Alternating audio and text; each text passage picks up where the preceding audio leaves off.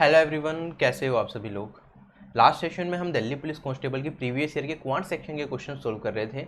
इसी वीडियो में हम आगे बढ़ेंगे। उसमें हमने 18 क्वेश्चन सोल्व किए थे। आज के इस सेशन में कोशिश करेंगे हम 30 और क्वेश्चन सोल्व कर लें। जितने भी अब तक दिल्ली पुलिस कांस्टेबल के क्वेश्चन पूछे गए हैं ऑलमोस्ट कवर हो जाएंगे।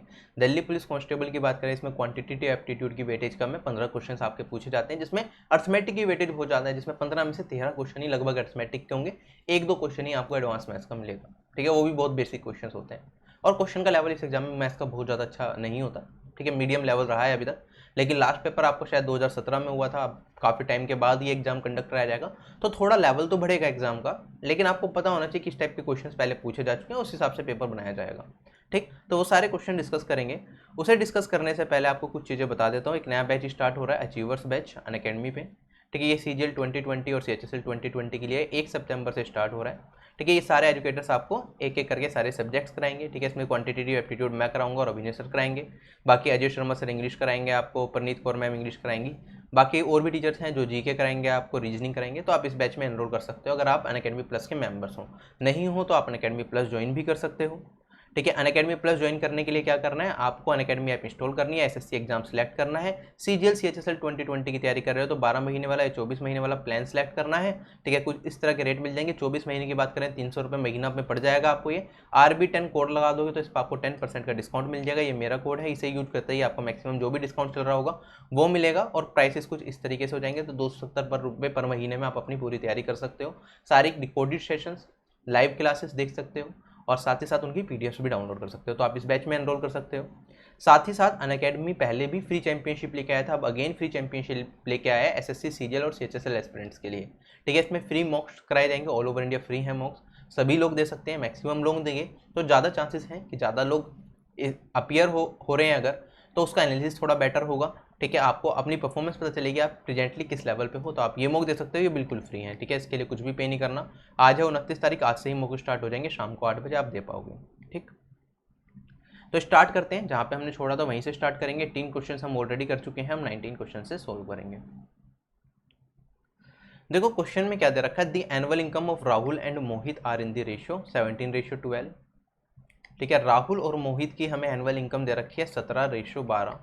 अगर हम बात करें उनका एक्सपेंडिचर का रेशियो भी दे रखा है हमें 5:3। उनकी दोनों की सेविंग इक्वल है, डेट इज 9000।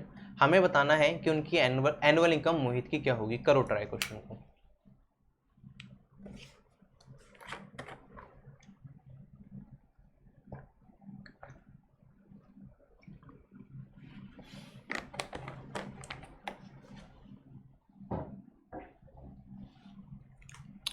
बहुत सिंपल क्वेश्चन है, इतने टाइम में आ जाता है। इसका आंसर मैं समझा देता हूँ। आप इसे x मान के भी कर सकते हो, x और y लेके, वरना आप डायरेक्टली भी कर सकते हो रेशियो मेथड से। दोनों मेथड से देखेंगे। अगर बेसिक मेथड से करूँ तो इनकी सेविंग कितनी दे रखी है मुझे, 9000। राहुल की इनकम मेरे पास 17 है, मोहित की इनकम का रेशियो 12 है, तो इसे x मान लूँ, 17x से 12x मान लूँ। इसे एक्सपेंडिचर का रेशियो 5y और इसे 3y मान लूँ। तो अगर मैं सेविंग की बात करूंगा तो हमारे पास होता है income minus expenditure equals to saving. तो 17x माइनस 5y मेरे पास क्या दे देगा, ये 9000 दे देगा। सिमिलरली अगर मैं बात करूं यहाँ पे मोहित की सेविंग भी इतनी है, तो मैं कह सकता हूँ 12x माइनस 3y, ये भी मुझे 9000 दे देगा। इन दोनों इक्वेशन को सोल्व कर लूंगा। मुझे किसकी वैल्यू बतानी है, मुझे 12x की वैल्यू फाइंड आउट करनी है। तो x की वैल्यू निकालूंगा, 12 से मल्टीप्लाई करूंगा, मेरा आंसर आ जाएगा। एक तरीका तो ये हो गया। बाकी मैंने मोहित की इनकम का रेशियो देखा है, 12 रेशियो है, तो चांसेस अच्छे हैं कि जो मेरा आंसर हो 12 का मल्टीपल हो, ठीक है। जरूरी नहीं होता कि 12 का मल्टीपल आए, लेकिन चांसेस अच्छे हैं कि 12 का मल्टीपल हो सकता है। अगर ऑप्शन में देखूंगा ये 24 3 से कट जाएगा, ठीक है। 12 की बात करें, 12 क्या होता है, 3 इंटू 4, लास्ट में 2 जीरो है तो वो 4 से मल्टीपल होगा ही आंसर। हम 3 से चेक करेंगे, तो मैंने कहा 24 डिविजिबल है, 21 भी डिविजिबल है, 224 डिविजिबल नहीं है, 334 भी 3 से डिविजिबल नहीं है, ठीक। तो ऑप्शन नंबर 1 और 2 के चांसेस अच्छे हैं चेक करने के। ऑप्शन की हेल्प से गया तो मैं ऐसे जा सकता हूँ। बाकी अगर हम देखें यहाँ पे ये 12 का डायरेक्ट मल्टीपल दिख रहा है, तो डायरेक्ट मल्टीपल के भी चांसेस थोड़े ज़्यादा होते हैं। चांसेस ज़्यादा होते हैं हमेशा सही नहीं होता, ठीक है। तो हमने ये चीज़ यहाँ पे समझ ली। अच्छा, अगर मैं सोल्व करूँगा इसे, तो x और y की वैल्यू आप सबको आता है, क्वाड्रेटिक, ये 2 इक्वेशन दे रखे हैं, 2 वेरिएबल्स हैं, सोल्व कर लेंगे, अपना आंसर निकाल लेंगे। तो x की वैल्यू फाइंड आउट करनी है, तो y को इक्वल कर देंगे। यहाँ पे मैं किससे मल्टीप्लाई कर दूंगा, यहाँ पे 3 से मल्टीप्लाई कर दूंगा, यहाँ पे 5 से मल्टीप्लाई कर दूंगा, और ऊपर वाली में से नीचे वाली को घटा दूंगा। तो मेरे पास क्या निकल के आ जाएगा, यहाँ पे 7 तिया 51 और यहाँ पे 12 पंजे 60। तो मेरे पास नीचे वाली में से ऊपर वाली को घटा दो तो मेरे पास आ जाएगा 9x, और ये किसके बराबर हो जाएगा, 5 इंटू 9000 माइनस 3 इंटू 9000 मतलब 2 इंटू 9000 के बराबर हो जाएगा। तो x की वैल्यू मेरे पास कितनी आ जाएगी, 1000 आ जाएगी। और अगर मैं बात करूँ 12x बताना था, 12x हो जाएगा मेरे पास 12 इंटू में 2000 और आंसर मेरा 24000 बन जाएगा। ये बेसिक से करा, बेसिक से भी करेंगे तो ऐसे करेंगे फास्ट, ठीक है, ज़्यादा टाइम नहीं लगाएंगे। बाकी अगर हमारे पास सेविंग का रेशियो इक्वल आ जाता है इस तरह के क्वेश्चंस में, तो हम क्या करते हैं, मैं आपको वो भी सिखा देता हूँ। हम क्या करते हैं, इन दोनों के रेशियो को इक्वल बना लेते हैं। अगर मैं बात करूँ यहाँ पे रेशियो के बीच का गैप कितना है, 2 रेशियो का है, इसमें रेशियो का गैप 5 रेशियो का है। क्या मैं इन दोनों को इक्वल बना सकता हूँ, बिल्कुल इक्वल बना सकता हूँ। इस वाले पार्ट में अगर मैं 5 से मल्टीप्लाई कर दूँ और इस वाले पार्ट में अगर मैं किससे मल्टीप्लाई कर दूँ, 2 से मल्टीप्लाई कर दूँ, तो रेशियो मेरा बैलेंस हो जाएगा। मैंने इसमें 5 से मल्टीप्लाई करा तो मेरे पास 85 हो जाएगा, यहाँ पे 5 से मल्टीप्लाई करा 60, यहाँ पे सॉरी ऊपर वाले में यहाँ पे 5 रेशियो था, ये 2 रेशियो था, तो ऊपर वाले में 2 से मल्टीप्लाई करेंगे, नीचे वाले में 5 से, ठीक है, तभी इक्वल बनेगा। यहाँ पे 2 से करूँगा 10 रेशियो, यहाँ पे 5 से करूँगा तो 10 रेशियो, ठीक। तो मैंने यहाँ पे थोड़ी सी गड़बड़ कर दी, तो हम यहाँ पे कह सकते हैं ये मेरे पास कितना हो जाएगा, 34 रेशियो, ये मेरे पास हो जाएगा 24 रेशियो। इसमें घटा दूंगा यहाँ पे 5 से मल्टीप्लाई करने के बाद 25 रेशियो, ये हो जाएगा मेरे पास 15 रेशियो। अब अगर मैं बात करूँ रेशियो मेंटेन हो गई, इनकम और एक्सपेंडिचर का रेशियो बैलेंस हो गया, तो इनका डिफरेंस सेविंग के बराबर हो जाएगा। इनका डिफरेंस कितना है, 34 माइनस 25, 9 रेशियो किसके बराबर है, इसकी सेविंग के बराबर है, डेट इज 9000। अच्छा मेरे पास 9 रेशियो की वैल्यू 9000 आ गई, तो एक रेशियो की वैल्यू मेरे पास कितनी आ गई, एक रेशियो की वैल्यू 1000 आ जाएगी मेरे पास, और एक रेशियो की वैल्यू 1000, तो मोहित की इनकम कितनी थी, 24 रेशियो, तो 24 इंटू 1000 कर दूंगा तो ये मेरे पास 24000 आ जाएगा। क्लियर है सभी लोगों को, क्वेश्चन समझ आ गया, ठीक। ऑप्शन नंबर मेरा एक करेक्ट हो जाएगा। रेशियो मेथड से ऐसे भी कर सकते हैं। रेशियो मेथड में फ़ायदा क्या होता है कि हमें चीज़ें माइंड में चल रही होती है, हमें याद होता है क्या करना है। मैं क्वेश्चन पढ़ते पढ़ते बिना कॉपी पेन चलाए भी डायरेक्टली क्या करता है, मैंने देखा इनके बीच का डिफरेंस 5 का है, इनके बीच का डिफरेंस 2 का है, मैं 2 से मल्टीप्लाई करता, यहाँ पे लिखता 34 और यहाँ पे, या फिर 34 की जगह मुझे मोहित की इनकम निकालनी तो डायरेक्टली मैं 12 पे ही काम करता, मैं लिखता यहाँ पे 2 से मल्टीप्लाई करने के बाद आएगा 24 और मैं यहाँ पे बात करता यहाँ पे 3 इंटू 5 15 आएगा, तो 24 माइनस 15 मेरा 9000 के बराबर हो जाता और मैं 24 रेशियो की वैल्यू निकाल लेता, राइट। तो मेरा आंसर वैसे ही आ जाता। तो बहुत कम टाइम में, हार्डली 15 से 20 सेकंड भी नहीं लगेंगे इस क्वेश्चन को पढ़ने के बाद सोल्व करने में। 15-20 सेकंड भी ज़्यादा बता रहा हूँ, क्वेश्चन पढ़ लिया उसके बाद 10 सेकंड, 10 से 12 सेकंड मैक्सिमम। क्लियर क्वेश्चन है, ठीक है। तो हम इस तरीके से कर लेते हैं, आगे बढ़ते हैं। अब देखो ये एवरेज का क्वेश्चन आ गया। क्वेश्चन में क्या था, 12% है और 49 रुपीज़ ऑन एन एवरेज उनके पास हैं। अगर एक पर्सन जिसके पास 55.5 रुपीज़ हैं वो उसने ज्वाइन कर देता तो न्यू एवरेज क्या बनेगा। बेसिक से भी बताऊंगा, डायरेक्ट अप्रोच भी बताऊंगा। अच्छा बेसिक से करेंगे तो क्या कह सकते हैं, 12% है, हर एक पर्सन के पास 49 रुपीज़ है, तो टोटल 12% के पास कितने रुपए होंगे, क्या इतने होंगे। अच्छा अब एक पर्सन ने और ज्वाइन कर लिया, कितने रुपए हैं उसके पास, 55.5, तो सबके 13 के 13 लोगों के मिला के कितने रुपए हो गए हमारे पास, 12 इंटू 49 प्लस 55.5। हमें बताना है नया एवरेज क्या होगा। तो पहले 12 लोग ये थे, एक लोग ये जुड़ गया, तो हमारे पास टोटल 13 लोग हो गए, 13 से भाग दे देंगे तो मेरे पास एवरेज आ जाएगा, खत्म क्वेश्चन। अच्छा अब इसे सोल्व कैसे करेंगे, राइट। एक तो या तो आप इसे मल्टीप्लाई करो, फिर 13 से डिवाइड करो, फिर इसे ऐड करो, आंसर निकालो, बड़ा लंबा तरीका हो जाएगा। क्या मैं इसे 49 की टर्म्स में ब्रेक कर लूँ, क्या ये मेरे पास 12 इंटू 49 प्लस 49 और इसे 49 प्लस 6.5 लिख सकता हूँ, डिवाइडेड बाई 13 लिख सकता हूँ, एक ही बात है। क्या मैं इसे 13 इंटू 49 प्लस 6.5 लिख सकता हूँ, एक ही बात है, डिवाइडेड बाई 13। 13 से 13 कट जाएगा, ये आ जाएगा 49 प्लस 6.5 डिवाइडेड बाई 13 और हमें पता है ये 2 टाइम्स जाएगा, तो 49 प्लस 1/2 और ये मेरे पास कितना आ जाएगा 49.5। बेसिक से समझ आ गया सभी लोगों को क्वेश्चन। अच्छा मैंने ये ब्रेक करके आपको बेसिक से भी बताया। एग्जाम में हम डायरेक्ट भी अप्रोच भी सोच सकते हैं। इसे सोचने का तरीका क्या होता है एवरेज के क्वेश्चन को, मैंने कहा 12% का एवरेज कितना है, क्या 49 रुपीज़ है। 12% का एवरेज अगर 49 रुपीज़ है और एक नया पर्सन जोड़ा जा रहा है जिसका एवरेज कितना है 55.5 है, इसका एवरेज क्या हो गया, नॉर्मल एवरेज से थोड़ा ज़्यादा हो गया। तो मैंने कहा कि अगर ये 49 रुपीज़ ही इसका एवरेज होता तो 13 के 13 इसके पास भी 49 रुपीज़ होते, तो 13 के 13% का एवरेज क्या रहता, 49 ही रहता, उसमें कोई बदलाव नहीं आता। तो मैंने कहा इसे 49 में ब्रेक कर लो। मैंने कहा अगर 49 होते तो एवरेज मेरा 13 ही रहता, लेकिन अब इसके पास कितना है 55.5 है, कितने ज़्यादा है 49 से, 6.5 ज़्यादा है। तो जो ये 6.5 है जो इसके पास एक्स्ट्रा है, अब 13 लोग हैं, क्या 13 लोगों में बटेगा 6.5, बिल्कुल बटेगा। तो आप कहोगे 49 जो पहला एवरेज था वो वही रहेगा, अब ये थोड़ा ज़्यादा है, 6.5 रुपीज़ जिसके पास ज़्यादा है, तो 6.5 13 लोगों में बटेगा। मैंने ये 1/2 निकाला और आंसर का 49.5। ठीक है, डायरेक्ट अप्रोच ये है। ऐसे हम बहुत कम टाइम में आंसर बता सकते हैं। क्लियर हो गया ये वाला क्वेश्चन, सभी लोगों को समझ आ गया? ठीक है, एवरेज के क्वेश्चंस में हम थॉट प्रोसेस भी यूज कर लेते हैं, नहीं भी करोगे तो बेसिक से भी करना पॉसिबल है। कई बार थॉट प्रोसेस में गलती भी हो जाती है, बेसिक से करोगे कभी गलती नहीं होगी, लेकिन इस तरह से सोचा जा सकता है। ये सिंपल क्वेश्चन था, जब एडिशन में ज़्यादा वैल्यू हो तो हमारे लिए बहुत आसान हो जाता है।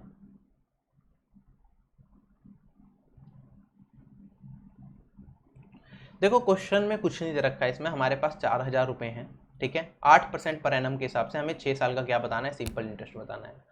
सिंपल इंटरेस्ट क्या होता है, क्या आपका प्रॉफिट ही होता है? अच्छा, अगर मैं आप कहूँ 8% का प्रॉफिट मुझे 6 बार मिलेगा तो टोटल प्रॉफिट कितना हो जाएगा, 6 × 8%, क्या ये मेरे पास 48% प्रॉफिट आ जाएगा? और मुझे 48% की ही वैल्यू बतानी है।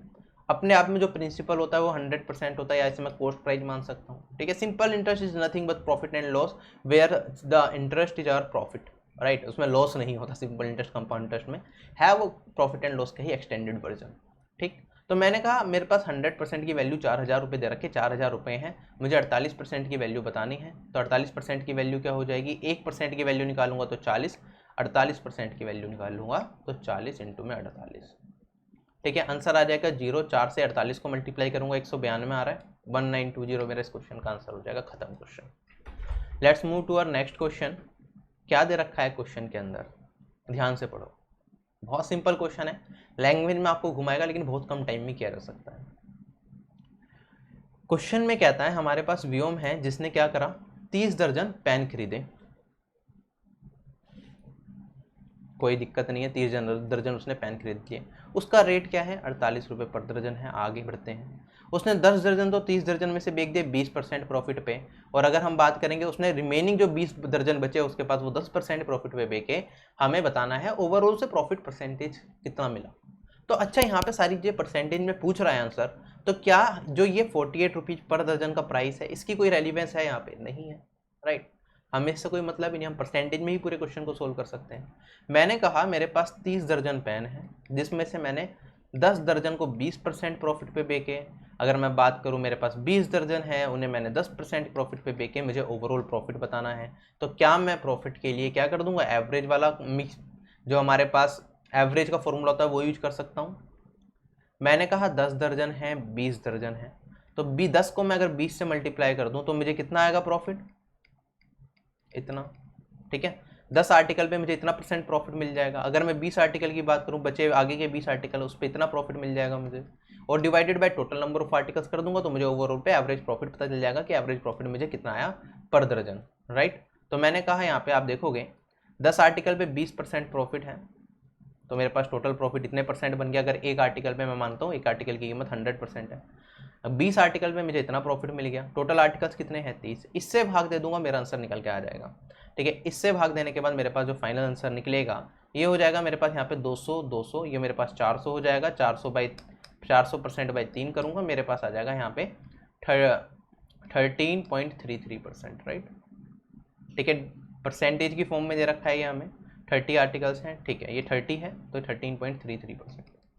ये हो गया बहुत बच्चों वाला तरीका इस तरह के क्वेश्चंस को सोल्व करने का, ठीक है। हम ऐसा नहीं करेंगे, हमें बेसिकली पता है कि अगर नंबर्स में पूछा गया है हमसे, यहाँ पे प्रॉफिट परसेंटेज पूछी गई है, तो जो ये नंबर्स है ना, ठीक है, इनके नंबर्स ये इंपॉर्टेंट नहीं है हमारे लिए। यहाँ पे 30 दर्जन हो 300 दर्जन हो नहीं फर्क पड़ता, रेशियो जरूरी होता है हमारे लिए। अगर मैं 30 दर्जन की बात करूँ, यहाँ पे 30 है, यहाँ पे 10 है, यहाँ पे 20 है, तो 30 आर्टिकल, 10 आर्टिकल पे कुछ प्रॉफिट, 20 आर्टिकल पे कुछ प्रॉफिट। क्या मैं ये कह सकता हूँ मेरे पास 3 आर्टिकल ना होते, मेरे पास 3 आर्टिकल होते जिसमें एक आर्टिकल पे मुझे 20% का प्रॉफिट मिलता और मेरे पास 2 आर्टिकल पे मेरे पास 10% का प्रॉफिट मिलता, क्या तब भी मेरा आंसर सेम आ जाता? नंबर्स का ratio is important while calculating profit percentage और loss percentage in this type of questions, right. तो आप देखोगे यहाँ पे अगर 10 भी ले रहे हो तो ये 10 10 10 ये कट गया, वही चीज बन गई मेरे पास। क्या है मेरे पास ये वही रिजल्ट मिलेगा अगर मैं यहाँ से सोल्व करूंगा। तो मैं ऐसे भी कर सकता था, और मैं कहता यहाँ पे 20 जमा 2 इंटू 10 20 डिवाइडेड बाई 3%, इतना मुझे प्रॉफिट मिलता है, डेट इज 13.33। अगर इसे मैं और खोलना चाहूँ और कम टाइम में इस क्वेश्चन को करना चाहूँ तो यहाँ पे एवरेज वाला क्वेश्चन भी लगा सकता हूँ मैं, ठीक है। मैं क्या मान सकता हूँ, मेरा मीन प्रॉफिट कितना है, 20% का है, ठीक है। मैंने कहा मेरे पास एक आर्टिकल पे मुझे कितना प्रॉफिट मिल रहा है, मैं एवरेज में मान के चल सकता हूँ जो मुझे एवरेज में प्रॉफिट मिल रहा है वो 20% का मिल रहा है, ठीक है। तो मैंने कहा एक आर्टिकल पे मुझे कितने परसेंट का प्रॉफिट मिलेगा, 20 मिलेगा, तो हम इसे इग्नोर करेंगे। तो डेविएशन मेथड मैं यूज कर रहा हूँ, तो डेविएशन कितने का आएगा, 0 का आएगा। समझने में थोड़ी दिक्कत आ सकती है जिसने डेविएशन पहले नहीं पढ़ रखा, लेकिन मैं आराम से समझाने की कोशिश करूंगा। ठीक है, मैंने कहा एक आर्टिकल पे 20% प्रॉफिट है, मैंने मान लिया कि ओवरऑल जो मुझे प्रॉफिट होगा वो 20% का ही होगा, तो डेविएशन मैंने यही रख ली। ठीक है, मैंने कहा 20% का प्रॉफिट होगा। ठीक है, डेविएशन है तो उसमें कुछ प्लस माइनस चेंजेस होंगे ओवरऑल के अंदर, तो इसमें तो डेविएशन कितनी है, 0 है। इसमें डेविएशन की बात करेंगे -10 की डेविएशन है, तो मैं कहूँगा प्लस माइनस, अब देखिए -10 की डेविएशन है, 20 से 10% कम है यहाँ पे प्रॉफिट, तो -10 × 2 करूँगा और डिवाइडेड बाय क्या कर दूंगा, 1 + 2 3। और यहाँ पे अगर मैं सोल्व करूंगा तो मैंने देखा ये हमारे पास क्या होगा, प्लस में बेसिकली होता है, ये माइनस का साइन यहाँ पे है तो यहीं का ले लेंगे, तो मेरे पास आ जाएगा -20/3 और आंसर आ जाएगा 20 माइनस, ये हो जाएगा मेरे पास 6.66, आंसर आ जाएगा मेरे पास 13.34 या 13.33, कुछ भी कह लो। ऐसे भी कर सकते हैं, डेविएशन मेथड जिन्होंने एवरेज में पढ़ा हो तो वो भी यहाँ पे यूज कर सकते हैं। बाकी मैंने यहाँ पे 20 लेके करा है, 20 ना लेते तो 10 लेना ज़्यादा बेहतर रहता है यहाँ पे, क्योंकि 10 की क्वांटिटी हमारे पास ज़्यादा है तो आसान रहता। मैं कहता जो एवरेज प्रॉफिट है मेरा वो 10% का है। एवरेज प्रॉफिट अगर मेरा 10% का मैं मान के चल रहा हूँ तो 10% से डेविएशन निकालूंगा तो मैं देखूंगा यहाँ पे +10 की डेविएशन है, तो मैंने 10 तो मान लिया अपना एवरेज प्रॉफिट। अब जो भी डेविएशन वाला होगा मैं मीन डेविएशन निकाल लूंगा, इस डेविएशन के अंदर जो हमने सपोज्ड मीन माना है उसके अंदर ऐड कर दूंगा।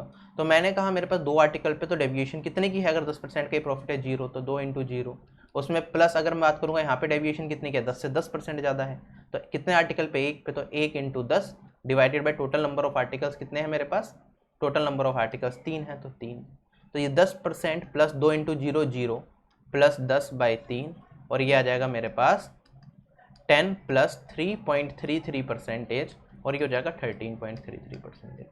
क्लियर। तो एवरेज का कंसेप्ट है, जिन्होंने पढ़ रखा है डेविएशन मेथड वो ऐसे कर सकते हैं। बड़ी संख्या होती है हमारे लिए और बहुत बड़े बड़े नंबर्स होते हैं तो उसमें डेविएशन मेथड बहुत ज़्यादा इफेक्टिव होता है। ये वाला मेथड बहुत बड़ा हो जाता है, उसमें हम डेविएशन से करते हैं, सेकंड्स के अंदर आंसर निकालते हैं। तो 2 डिजिट थी तो बेसिक से भी कर लिया, 50 डिजिट होती और सिंपल हमारे पास जुड़ी हुई डिजिट होती तो हमारे लिए बहुत आसान हो जाता। ठीक है, कभी क्लास में आपको एवरेज पढ़ाऊंगा तो समझाऊंगा ये बहुत अच्छे से। चलो चलते हैं नेक्स्ट क्वेश्चन पे। क्वेश्चन में क्या दे रखा है, एक आर्टिकल का जो कॉस्ट प्राइस है वो 64% है उसके मार्क्ड प्राइस से। हमें पता है ना गेन परसेंट क्या होगा अगर वो उस पर 12% की छूट दे देता है। तो मैंने कहा तो जो एमआरपी होगा वो अगर 100 रुपये है उस पर 64% की हमने छूट दे दी। ऐसे ही करते हैं हम, अगर मैंने उस पर क्या करा, उसका जो कॉस्ट प्राइस है वो इसका 64% है तो 64% ऑफ एमआरपी क्या हो जाएगा, कॉस्ट प्राइस, और कॉस्ट प्राइस की वैल्यू क्या 64 ही हो जाएगी। हमने क्या करा, एमआरपी पे डिस्काउंट कितना दे दिया, मैंने इस पे डिस्काउंट दे दिया 12% का। 12% का डिस्काउंट देते ही 100 में 12 रुपये आप घटा दोगे तो मेरे पास वैल्यू कितनी आएगी, 88 रुपये। 88 रुपये मेरा सेलिंग प्राइस हो गया, मुझे बताना है प्रॉफिट कितना होगा। तो 64 कॉस्ट प्राइस था हमारा, लागत मूल्य 64 है, विक्रय मूल्य 88 रुपये है, तो फायदा कितने का हो रहा है, 24 रुपये का फायदा हो रहा है। कितने पे हो रहा है, 64 पे, तो 24/64 मेरा क्या हो जाएगा, प्रॉफिट परसेंट इंटू 100 कर दोगे। 8 से काट दूंगा ये 3/8 आ जाएगा, 3/8 रेशो इंटू 100 हो रहा है। इसे छोड़ भी तो 8/100, 100/8 करूंगा तो 12.5, 3 से मल्टीप्लाई करूंगा 37.5, वरना 3/8 रेशो जब हम परसेंटेज में पढ़ते हैं तो हम पढ़ते हैं 3/8 रेशो होता है 37.5%। ये मेरा इस क्वेश्चन का आंसर आ जाएगा। Clear, simple question. बढ़ते हैं आगे, करो ट्राई।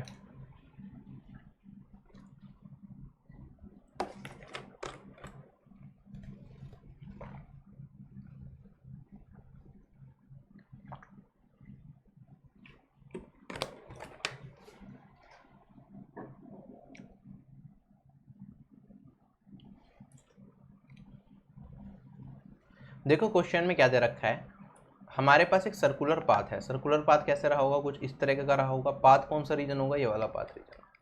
ठीक है, हमें पेरीमीटर का रेशियो दे रखा है, ये एक्सटर्नल पेरीमीटर है और अगर हम बात करूँ ये इंटरनल पेरीमीटर है। इनका रेशियो हमें दे रखा है 14:11 और जो पाथ है इसकी विड्थ भी हमें दे रखी है कि ये जो पाथ की विड्थ है ना, ये हमारे पास 15 मीटर वाइड का पाथ है। हमें बताना है radius of the inner circle, इसका रेडियस क्या रहा होगा। ठीक, अच्छा अगर मैं बात करूं जो हमारे पास ये पेरीमीटर का रेशियो है, अगर मैं आउटर स्मॉल इनर रेडियस को मैंने स्मॉल आर मान लिया तो कैपिटल रेडियस को कैपिटल आर मान सकता हूँ। तो क्या ये 2πr divided by 2π small are हो जाएगा, यही होता है पेरीमीटर। पाई 2π से 2π कैंसिल, रेशियो दे रखा है तो आर रेशियो आर क्या मैं कह सकता हूँ जो पेरीमीटर का रेशियो वही हो जाएगा। ये हमें पता होता है, आपके लिए बेसिक से मैं बता रहा हूँ सारी चीज़ें। तो क्या ये 14 रेशियो मेरे पास 11 हो जाएगा। अच्छा, इनके बीच का डिफरेंस कितना है, क्या 3 रेशियो का है। आप देखोगे ये जो पाथ का है, जो पाथ की लेंथ है ये 15 है, ये क्या इनके बीच का डिफरेंस ही है। यहाँ से लेके यहाँ तक की लेंथ मेरे पास सेंटर से r है, ये वाली लेंथ मेरे पास r है, और ये इनका बीच का डिफरेंस r माइनस r है, क्या ये 15 है। तो क्या मैं कह सकता हूँ 3 रेशियो 15 के बराबर है और 1 रेशियो मेरे पास यहाँ पे 5 के बराबर निकल के आ गया। मुझे इनर रेडियस का क्या बताना था, इनर रेडियस का मुझे ये बताना था कि इनर रेडियस कितना है, वो 11 रेशियो है। तो 11 इंटू 5 कर दूंगा, मेरे पास आ जाएगा 55 रेशियो और 55 मीटर। ऑप्शन नंबर डी क्या हो जाएगा, मेरा करेक्ट हो जाएगा। क्लियर, सिंपल क्वेश्चन था। ठीक है, ये सारे ओरली करने वाले क्वेश्चन है, 15-15 20-20 सेकंड में हो जाते हैं। ये वाला क्वेश्चन है, ये भी बहुत बार आता है आपके एग्जाम में, लेकिन ये ओरली नहीं होता, इसके लिए आपको पेन चलाना पड़ता है, थोड़ी सी मेहनत करनी पड़ती है। एकदम डुएबल क्वेश्चन नहीं है कि देखा कर दिया, थोड़ी सी मेहनत करनी पड़ती है। मेहनत कैसे कम करनी है वो मैं आपको यहाँ पे सिखाऊंगा। देखो, एक बोट है जो कि 20 किलोमीटर अपस्ट्रीम जाती है और 40 किलोमीटर डाउनस्ट्रीम जाती है, कितने घंटे के अंदर, 4 घंटे के अंदर। ठीक है, आगे कहता है कि वो 70 किलोमीटर अपस्ट्रीम ट्रैवल करेगी, 60 किलोमीटर डाउनस्ट्रीम ट्रैवल करेगी, कितने घंटे के अंदर, 10 घंटे के अंदर। हमें बताना है स्पीड ऑफ करंट क्या होगी। क्वेश्चन समझ आया। अच्छा, अगर हम बात करें स्पीड ऑफ करंट का, स्पीड हम हमेशा y मानते हैं, स्पीड ऑफ बोट हम हमेशा x मानते हैं, और हम कहते हैं अपस्ट्रीम स्पीड जब पानी के बहाव के खिलाफ बोट चलती है तो हमारे पास वो क्या होता है, वो हमारे पास x माइनस वाई बाई 2 होता है, वो x माइनस वाई होता है, सॉरी। और अगर मैं डाउन स्ट्रीम स्पीड की बात करूं तो वो मेरे पास क्या होता है, अगर पानी के बहाव के साथ हमारी नौका जारी होती है तो हम कहते हैं हमारी डाउन स्ट्रीम स्पीड हो जाएगी, दोनों की स्पीड प्लस हो जाती है, अपनी स्पीड जो है वो भी ऐड होगी और हमारे पास जो नौका की स्पीड है वो भी ऐड की जाएगी। अच्छा, अगर हम बात करें यहाँ पे हमें क्या दे रखा है, एक बोट क्या करती है, 20 किलोमीटर अपस्ट्रीम और 40 किलोमीटर डाउनस्ट्रीम जाती है। तो 20 किलोमीटर अपस्ट्रीम जाएगी और 40 किलोमीटर डाउनस्ट्रीम जाएगी, और टाइम कितना लेगी, 4 घंटे। तो अगर मैं बात करूँ, ये मेरे पास डिस्टेंस है, डिस्टेंस अपॉन में स्पीड क्या टाइम के बराबर आता है। तो ये मेरे पास कितना दे रखा है, ये मुझे अपस्ट्रीम डिस्टेंस दे रखा है, ये मुझे डाउनस्ट्रीम डिस्टेंस दे रखा है, और ये मुझे टाइम दे रखा है। तो मुझे क्या करना पड़ेगा, इसमें डिवाइड करना पड़ेगा, किससे, अपस्ट्रीम स्पीड से, और इसमें डिवाइड करना पड़ेगा डाउन स्ट्रीम स्पीड से, और दोनों के समय निकल के आ जाएगा, उसे ऐड कर दूंगा तो वो 4 घंटे के बराबर आ जाएगा। ये चीज़ समझ आई। तो अपस्ट्रीम स्पीड को इस तरह के क्वेश्चन में हम क्या मान लेते हैं, हम इसे जनरली 1/u मान लेते हैं, और डाउन स्ट्रीम स्पीड को क्या मान लेते हैं, हम 1/v मान लेते हैं। बचपन में हमने पढ़ा, छोटी क्लासेस में हम ऐसे ही करते थे। तो एग्जाम में ये सब लिखने की जरूरत नहीं होती, इतना सब। मैं डायरेक्टली इस तरह के क्वेश्चन में यहाँ से स्टार्ट करता हूँ, इक्वेशन बनाता हूँ सीधा। मैंने कहा अगर मैं इसे 1/u से डिवाइड करूँगा तो मेरे पास u ऊपर चला जाएगा, इसे 1/v से डिवाइड करूँगा तो v ऊपर इधर आ जाएगा मेरे पास, और मेरे पास पहली इक्वेशन बन जाएगी कि 20 किलोमीटर में जा रहा हूँ अपस्ट्रीम, 40 किलोमीटर में जा रहा हूँ डाउन स्ट्रीम, कितने टाइम के अंदर, 4 घंटे के अंदर। मेरी पहली इक्वेशन रेडी है। ठीक, अगर मैं बात करूँ यहाँ पे आगे कहता है कि 70 किलोमीटर अपस्ट्रीम जाना है और 60 किलोमीटर डाउनस्ट्रीम 10 घंटे के अंदर। तो अपस्ट्रीम कितना है, 70 किलोमीटर, डाउनस्ट्रीम कितना है, डाउनस्ट्रीम में हमारे पास 60 किलोमीटर, कितने टाइम के अंदर, 10 आवर्स के अंदर। क्या यही इक्वेशन बनेगी, डायरेक्टली लिख सकते हैं। क्लियर। अच्छा, अगर मैं बात करूँ यहाँ पे मुझे करंट की स्पीड बतानी है, करंट की स्पीड क्या होगी, मेरे पास x की वैल्यू निकालनी है। तो मुझे क्या निकालना पड़ेगा, अपस्ट्रीम स्पीड भी निकालनी पड़ेगी, x माइनस वाई की वैल्यू, डाउन स्ट्रीम स्पीड भी निकालनी पड़ेगी, x प्लस वाई की वैल्यू। सोल्व करूंगा और मैं वहां से अपनी, सॉरी, मुझे करंट की स्पीड बतानी है तो वो y है, तो y की वैल्यू फाइंड आउट कर लूंगा। 2 इक्वेशन बनेगी, 2 वेरिएबल्स आएंगे। ठीक है, इन्हें सोल्व करके y की वैल्यू फाइंड आउट हो जाएगी। ठीक, तो सबसे पहले मुझे u और v की वैल्यू निकालनी है, इसे यहाँ तक पहुँचने के लिए। तो इसमें क्या करेंगे, हम किसे कॉमन बना लेंगे, ये 40 है, ये 60 है, तो इसे घटा देते हैं, v वाले पार्ट को, u की टर्म्स में अपना आंसर निकालेंगे। तो उसके लिए मैं क्या कर सकता हूँ, इसमें 3 से मल्टीप्लाई कर दूँ, इसमें 2 से मल्टीप्लाई कर दूँ। ठीक, अच्छा, इनमें बड़ा कौन सा आएगा मेरे पास, ये देख लिया करो तो आसानी होती है। 10 इंटू 2 मेरे पास कितना आएगा, 20 आएगा, और 4 इंटू 3 12 आएगा, तो ये बड़ा है। तो इस वाली इक्वेशन में से सेकंड में से मैं किसे घटा दूंगा, सेकंड में से मैं फर्स्ट को घटा दूंगा। ठीक, अच्छा, अगर मैं बात करूं, मैंने ये v इक्वल बनाने की कोशिश करी है, तो मैंने इनका एलसीएम लेके 120 एलसीएम आया था, तो मैंने 3 इंटू 2 इधर लिखा। ठीक है, डायरेक्टली करना होता है, हमारी स्पीड इतनी होती है। तो मैंने कहा 60 इंटू 2 120 और 40 इंटू 3 120, ये तो आपस में कट जाएगा। मेरे पास बचेगा क्या यहाँ पे, 70 into 2 140 you, 140 minus 3 into 20 60 you, तो 140 यू माइनस मेरे पास कितना आ जाएगा, 60 यू आ जाएगा। ये किसके बराबर, 10 इंटू 2 20 माइनस 3 इंटू 4 12। तो मेरे पास यहाँ पे निकल के आया 80 यू इक्वल्स टू 8 यू, और सोल्व करूंगा 80 यू इक्वल्स टू 8 से काट दूंगा तो क्या यू की वैल्यू मेरे पास 1/10 आ जाएगी। अच्छा u की वैल्यू मेरे पास 1/10 आ गई, तो क्या मैं v की वैल्यू निकाल सकता हूँ? मेरे पास इक्वेशन थी 20u plus 40v equals to 4। u की वैल्यू मैंने यहाँ पे क्या रख दी, 1/10 रख दी, तो यहाँ पे ये कैंसिल बचेगा 2, 2 इधर जाके कैंसिल हो जाएगा मेरे पास। अगर मैं 2 जाके इसमें से जाके सब्ट्रैक्ट कर दूंगा तो मेरे पास क्या बचेगा, 2 बचेगा। तो मैं कह सकता हूँ 40v किसके बराबर, 2 के बराबर, और v की वैल्यू कितनी आ जाएगी मेरे पास, 1/20 आ जाएगी, काट दिया मैंने 2 से। अच्छा v क्या होता है, v की वैल्यू मेरे पास थी x प्लस वाई, ठीक है, ये मेरी डाउन स्ट्रीम स्पीड थी। u की बात करूँ, u मेरे पास 1/10 आया है, इसका मतलब ये हो जाएगा v 1/x प्लस वाई थी, और ये अगर u की बात करूंगा ये 1 में मेरे पास x माइनस वाई था। तो मेरे पास x प्लस वाई की वैल्यू आ गई कितनी, 20, और मेरे पास x माइनस वाई की वैल्यू आ गई मेरे पास 10। इतना पार्ट क्लियर है। हमें क्या बताना है, हमें y की वैल्यू बतानी है, हमें करंट की स्पीड बतानी है। तो मैं ऊपर वाली इक्वेशन में से नीचे वाली इक्वेशन को सब्ट्रैक्ट कर दूंगा, तो मेरे पास यहाँ पे x x कैंसिल, 2y बचेगा इधर, और यहाँ पे 10 बचेगा, और y की वैल्यू कितनी आ गई, 5। ये मेरा इस क्वेश्चन का आंसर। ठीक है, मैं बहुत बेसिक से आपको करा रहा हूँ। एग्जाम टाइम में सीजन में जब हम क्वेश्चंस करते हैं इतना टाइम नहीं लेता, इतना सब कुछ भी नहीं लिखना होता। इस क्वेश्चन को भी हम 40 सेकंड में डुएबल है। क्वेश्चन पढ़ने के बाद 40 सेकंड के अंदर, उससे पहले ही बल्कि आंसर आ जाएगा। देखने में क्लास 10th में ये क्वेश्चन आते थे हमारे, जिसमें हमें 6 मिनट लगती थी इस क्वेश्चन को करने के, 6 मिनट दी जाती थी। ऐसे एग्जाम में 30 से 40 मिनट सेकंड ही मिलेगी आपको इस क्वेश्चन को करने की, और उसमें ही कर सकते हैं। ये सारे के सारे प्रोसेस आपके दिमाग में होने चाहिए। ठीक है, हमें पता है अगर y की वैल्यू निकालनी है तो इन दोनों का सम का एवरेज आ जाएगा, इन दोनों को सब्ट्रैक्ट करोगे बड़े में से छोटे को, और उसका एवरेज। तो मैंने 20 में 10 को घटाया 10, और डिवाइडेड बाई 2 5 आ जाएगा। अगर x की वैल्यू पूछते तो इन दोनों को सम करते हैं और फिर उसे 2 से भाग देते हैं, तो 30/10 या मेरे पास 30/2 मेरे पास आ जाता 15, राइट। तो बहुत कम टाइम में सारी की सारी चीज़ें होती हैं हमारे पास। ये सब लिखना भी नहीं होता, इक्वेशन जो मैंने लिखी ना ये सब नहीं लिखते हम एग्जाम में। मैंने देखा यहाँ पे u की वैल्यू मेरे पास 1/10 आ गई थी, 10 रखा मैंने, 2 यहाँ पे घटाया, मन के अंदर यहाँ पे 2, और v की वैल्यू 1/20 मैंने लिखा x plus Y equals to 20। सिर्फ मैं 20 लिखूंगा यहाँ पे मैंने लिखा था 10, और मैं कहूँगा अगर मेरे से अपस्ट्रीम पूछता, मेरे पास करंट की स्पीड पूछ रहा है तो इन दोनों को घटाया और भाग दिया 2 से, तो 5, और मेरे से अगर डाउन स्ट्रीम पूछ रहा है तो मैं इन दोनों को जोड़ दूंगा और मैं क्या करूँगा, भाग दूंगा 2 से, तो आ जाएगा 15। बस इतना लिखते हैं हम। ये इक्वेशन लिखी, उसके बाद ये लिखा, इतना भी नहीं लिखते, ये भी हम डायरेक्टली ये इक्वेशन लिखता हूँ। मेरी पहली इक्वेशन ये होती है इस तरह के क्वेश्चन में, दूसरी इक्वेशन ये होती है, तीसरी लाइन मेरी ये होती है, खत्म क्वेश्चन। इतने में क्वेश्चन खत्म हो जाता है, इसके बाद हम कुछ नहीं लिखते। ये सारी जो कहानी बताई मैंने आपको समझाने के लिए बताई, ठीक, और आपको भी ऐसे ही प्रैक्टिस करनी है। नेक्स्ट क्वेश्चन हमारे पास, क्वेश्चन में क्या कहता है, पी ने क्या करा, एक बिजनेस स्टार्ट करा with the capital of 60,000 rupees. 4 महीने के बाद क्यू ने भी बिजनेस ज्वाइन कर लिया, उसने 80,000 रुपये लगाए, और उसके 4 महीने के बाद आर ने भी बिजनेस ज्वाइन कर दिया। अब उसने कितने रुपए लगाए, उसने 1 लाख रुपए यहाँ पे लगाए। हमें बताना है प्रॉफिट का रेशियो बता दो पी, क्यू और आर का, कितने साल के बाद, 2 साल के बाद। हमें पता है प्रॉफिट का रेशियो डायरेक्टली प्रोपोर्शनल होता है किसके, टाइम, कितने टाइम के लिए आपने पैसा लगाया, और इनटू में इन्वेस्टमेंट, कितने पैसे आपने इन्वेस्ट करें।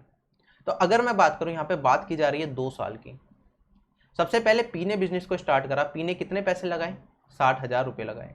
तो अभी पहले बेसिक से कराऊंगा, एग्जाम अप्रोच भी आपको बताऊंगा कैसे और फास्ट कर सकते हैं। तो मैंने कहा यहाँ पे 60,000 रुपये पी ने लगाए होंगे, कितने साल के लिए लगाए, 2 साल के लिए। 2 साल में कितने महीने होते हैं, महीने में स्प्लिट कर लिया करो, क्योंकि यहाँ पे कुछ महीने के बाद क्यों इन्वेस्टमेंट कर रहा है, उसके कुछ महीने के बाद आर इन्वेस्टमेंट कर रहा है। तो मैंने कहा 2 साल के अंदर, 1 साल के अंदर कितने, 12 महीने होंगे, तो 2 साल के अंदर 24 महीने। तो पी की जो मेरे पास प्रॉफिट का रेशियो आएगा वो ये आ जाएगा। उसके बाद क्यू की बात करते हैं, क्यू ने कितने पैसे लगाए, क्यू ने यहाँ पे पैसे लगाए, यहाँ पे हमारे पास 80,000 रुपये, और कब इन्वेस्ट करा उसने, पी के 4 महीने बाद। तो अगर मैं बात करूँ, क्यू ने 80,000 रुपये लगाए, पी के 4 महीने बाद इन्वेस्ट करा, तो पी ने 24 महीने इन्वेस्ट करा होगा, पी ने 4 महीने कम टाइम के लिए पैसे लगाए होंगे, तो क्या ये मेरे पास 24 - 4 हो जाएगा। सिमिलरली अगर मैं बात करूँ यहाँ पे आर की, तो आर ने कितने पैसे लगाए बिजनेस में, आर ने यहाँ पे 1 लाख रुपये लगाए, और कितने टाइम के बाद, पहले पी के 4 महीने बाद क्यू ने लगाए, उसके 4 महीने बाद किसने लगाए, आर ने लगाए। तो ये हो जाएगा 24 - 8। क्या इनकी प्रॉफिट का रेशियो ये आ जाएगा। अगर मैं यहाँ पे काटना स्टार्ट करूंगा, देखो 3 जीरो, 3 क्या 4 जीरो कट जाएंगी, 4 जीरो 4 जीरो, ये 4 जीरो कट गई। तो मैंने कहा यहाँ पे 6 × 24, ये मेरे पास 8 × 20, और ये मेरे पास आ जाएगा 10 इंटू में, इसमें घटाया 16। क्या 8 से कट रहा है सारा का सारा, ये 2 और ये यहाँ पे 3। अब भी कुछ कटेगा, 2 से कट जाएगा, 20 20 नहीं पूरा नहीं कटेगा, 2 से काट दिया मैंने, ये 10 और ये 3, 3 × 9, ये आ जाएगा 10 रेशियो, और ये 10। इनके प्रॉफिट का रेशियो कुछ इस तरह से रहेगा, बिल्कुल बेसिक तरीका। एग्जाम बेस्ड अप्रोच सुन लो, एग्जाम बेस्ड अप्रोच क्या करनी है आपको। अच्छा अगर हम बात करें यहाँ पे पैसे 60,000, 80,000, 1 लाख ऐसा कुछ था, तो आपको डायरेक्टली इतना सब नहीं मानना, आपको दिमाग में ही रेशियो बना देना है। 60,000 लिखने में भी बहुत ज़्यादा टाइम लगेगा, फिर आप काटोगे और मेहनत लगेगी। इस 60,000 है, 80,000 है, 1 लाख है, मुझे पता है वैल्यू क्या आएगी। 60,000 अगर मैं काटूंगा तो 6, यहाँ पे 8 आएगा रेशियो इन्वेस्टमेंट का इनके, और इसकी इन्वेस्टमेंट का रेशियो कितना आएगा मेरे पास, ये मेरे पास आएगा 10, लिख दिया मैंने। अच्छा जो टोटल टाइम है मेरे पास कितना है, 2 साल है। 4-4 महीने में हम स्प्लिट कर रहे हैं, तो 1 साल के अंदर कितने महीने होते हैं, 4-4 महीने के कितने पार्ट बनते हैं, 3 पार्ट बनते हैं 1 साल के अंदर। 2 साल के अंदर कितने पार्ट बनेंगे, 6 पार्ट बनेंगे। तो इसने 6 पार्ट के लिए पैसा दिया होगा। इसने 4 महीने बाद इन्वेस्ट करा तो इसने 5 पार्ट के लिए पैसा दिया होगा। इसने उसके 4 महीने बाद इन्वेस्टमेंट करी तो इसने 4 पार्ट के लिए। क्वेश्चन हो गया मेरा खत्म। 4 से काट दो, यहाँ पे 4, ये 2 जा जाएगा, और यहाँ पे 4 से काटूंगा तो 3 × 3 बचेगा, तो ये आ जाएगा 9, ये हो जाएगा 10 और ये 10। बस एग्जाम में इतना ही करूंगा मैं भी, ठीक। तो ये सब मेहनत नहीं, बस इतना लिखना है। बढ़े आगे। नेक्स्ट क्वेश्चन हमारे पास, क्वेश्चन में क्या दे रखा है, एस और वी एक काम को 12 दिन के अंदर कर सकते हैं, एम और एस उसी काम को 16 दिन के अंदर, और एम और वी उसी काम को 24 दिन के अंदर कर सकते हैं। साथ मिलके काम करेंगे तो पूरे काम को कितने दिन के अंदर कंप्लीट करेंगे। ठीक है, बिल्कुल बेसिक क्वेश्चन, ठीक है, डायरेक्टली कर सकते हैं, मन मन में सोच के क्वेश्चन किया जा सकता है कि 12, 16 और 24 का एलसीएम लूंगा 48 आ जाएगा। फिर मेरे पास आ जाएगा 4, 3 और 2, ये एफिशिएंसी आ जाएंगी, 4 और 3 7 और 2 9, टोटल एफिशिएंसी 9 हो जाएगी। ठीक है, डबल एफिशिएंसी होती है तो 9/2, और टोटल जो मैंने एलसीएम लिया था वो 48 लिया था। 48 डिवाइडेड बाय 9/2 कर दूंगा मैं 96, और डिवाइडेड बाय 9 आएगा मेरे पास, 3 से भाग दूंगा उसके बाद में, और मेरे पास ये 32/3 मेरे ख्याल से लगभग ये आंसर आएगा। ठीक है, ये क्वेश्चन पूरा मन में डूएबल है अगर आपकी स्पीड अच्छी है। अगर स्पीड अच्छी नहीं है तो बेसिक से करेंगे। कॉपी में कैसे लिखेंगे मैं आपको बता रहा हूँ। देखो मैंने कहा एस और वी काम करेंगे कितने दिन के अंदर कर रहे हैं, 12 दिन के अंदर। ठीक है, एम और एस काम को करेंगे तो कितने दिन के अंदर करेंगे, ये 16 दिन के अंदर करेंगे, और एम और वी इस काम को करेंगे तो कितने दिन के अंदर करेंगे, 24 दिन के अंदर करेंगे। कम अगर मैं बात करूँ, ये टाइम है, वर्क निकालने के लिए इनका एलसीएम ले लेते हैं, आपने पढ़ा हुआ ये वाला मेथड। एलसीएम ले लूंगा मैं इनका 12, 16 और 24 का 48 आ जाएगा। ठीक है, एफिशिएंसी की बात करूंगा तो ये हमारे पास वर्क अपॉन में क्या होता है, टाइम होता है। तो एस और वी एक दिन में कितना काम करेंगे, अगर टोटल काम 48 और 12 दिन में पूरा काम कंप्लीट करते हैं तो आप कहोगे 48/12 ये 4। ऐसे ही एम और एस 48/16 3, और एम और वी 48/24 ये हो जाएगा 2, और ये 4, 3 और 7, 4 और 3 और 2 9 आ गया। ये कौन करेगा, S plus V, M plus S और एम प्लस वी, ये सारे मिलके एक दिन के अंदर इतना काम कर देंगे। एफिशिएंसी यही बताता है एक दिन का काम कितना होता है। अच्छा इस क्या एम यहाँ पे 2 बार आ गया, क्या वी भी 2 बार आ गया, क्या एस भी 2 बार आ गया, तो मैं कह सकता हूँ 2 × में S plus V plus M. एक दिन में कितना काम करेंगे, अगर 2 गुना लोग होते मेरे पास, 2 गुना लोग होते, ये टोटल 3 की जगह 6 लोग होते तो एक दिन में 9 काम करते हैं। अगर इनका एक दिन का काम करूंगा तो 2 को भाग दे दूंगा, और मैं कहूँगा यहाँ पे S plus V plus M, इनकी एक दिन की एफिशिएंसी इतनी हो जाएगी, टोटल काम है इतना। मेरे पास टाइम क्या होता है, ये होता है वर्क अपॉन में एफिशिएंसी। टाइम की वैल्यू आ जाएगी 38 डिवाइडेड बाय 9 × में 2। 9 से काट दोगे 3 से कटेगा, ये हमारे पास 24 आ जाएगा। ये मेरे पास सॉरी 3 से काटेंगे ये 24 नहीं आएगा, ये 16 आएगा, राइट।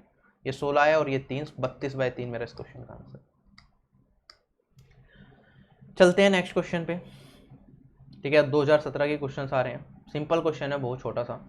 2 की पावर n आपको √32 दे रखा है, हमें बताना है n की वैल्यू क्या रही होगी। अच्छा बस रूट का मतलब क्या होता है, √32 है, इसे मैं खोलूंगा तो बस रूट का मतलब ये होता है 32 की पावर 1/2 है। अच्छा 32 क्या होता है, क्या 2 की पावर 5 होता है, और ये 1/2। अगर मैं इसे आगे सोल्व करूंगा, अगर ब्रैकेट के बाद पावर आ रही है तो मल्टीप्लाई हो जाती है, तो क्या ये 2 × 5 × 1/2 हो जाएगा, और मैं इसे 2 की पावर 5/2 लिख सकता हूँ। ये मुझे किसके बराबर दे रखा है, 2 की पावर n के बराबर दे रखा है। कंपेयर कर लूंगा, n की वैल्यू आ जाएगी 5/2, क्वेश्चन खत्म। चलिए नेक्स्ट क्वेश्चन पे। क्वेश्चन में क्या दे रखा है, 12 से लेके 30 तक के नंबर दे रखे हैं, हमें बताना है इनका सम क्या होगा, इनके सम के बारे में बताना है। कैसे करेंगे, ठीक है, इसके लिए एपी सीरीज बन रही है। कॉमन डिफरेंस मेरे पास 1 का है, फर्स्ट टर्म मुझे पता है ये है, लास्ट टर्म मुझे पता है, नंबर ऑफ टर्म्स निकालने का भी फॉर्मूला होता है, वो यूज करके आप इस क्वेश्चन को सोल्व कर सकते हो। ठीक है, अगर नंबर ऑफ टर्म्स की बात करूं, डायरेक्टली फॉर्मूला होता है नंबर ऑफ टर्म्स का, last term minus first term divided by difference plus 1। तो अगर मैंने कहा लास्ट टर्म ये है 30, फर्स्ट टर्म 12 है, डिवाइडेड बाय डिफरेंस की बात करूंगा, क्या इनके बीच का डिफरेंस मेरे पास 1 है, बिल्कुल है, तो कॉमन डिफरेंस 1 हो गया +1, तो टोटल नंबर ऑफ टर्म 30 - 12 18 और 1 19 हो गई। ये मैंने बेसिक से बताया, यहाँ पे कॉमन डिफरेंस 1 था, आप डायरेक्टली कर सकते थे, आप करते हैं यहाँ पे 30 - 12 जमा 1, आंसर आ गया आपका 19। वरना आपको दिख भी रहा है यहाँ पे 11 के बाद 12 आता है, 12 से लेके 20 तक कितनी वैल्यूज हो जाएंगी मेरे पास, 12 से लेके 20 तक 9 वैल्यूज हो जाएंगी, और अगर हम बात करूँ 21 से लेके 30 तक 10 वैल्यू, और 9 और 10 19 वैल्यूज मेरे पास टोटल बनेंगी।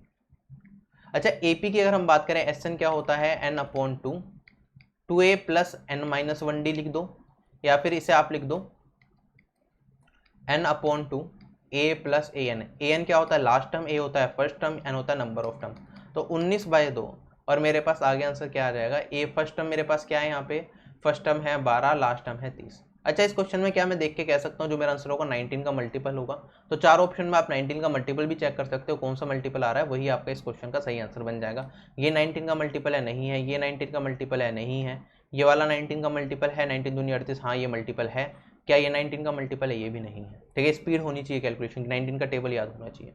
राइट, तो मैंने कहा यही आंसर होगा, वरना हमने सोल्व भी करा, 19 × 12 = 30, 42 भाग दिया 2 से तो 21, और 19 × 21 करूंगा तो 20² -1 हो जाएगा। स्पीड होनी, ऐसे भी कर सकते हैं 20² -1², और ये मेरे पास क्या हो जाएगा, क्या ये मेरे पास 400 - 1 399 आ जाएगा। Option number B correct. ठीक, बढ़े आगे। सिंप्लीफिकेशन का क्वेश्चन है, सिंपल सा ट्राई करो।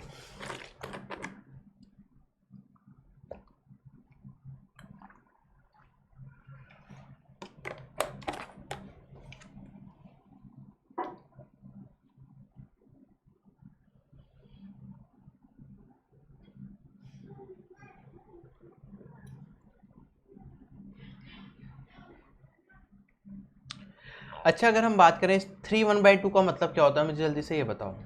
क्या मैं 3 1/2 को 3 + 1/2 लिख सकता हूँ, एक ही बात है, इसे ही तो हम 3 1/2 लिख देते हैं।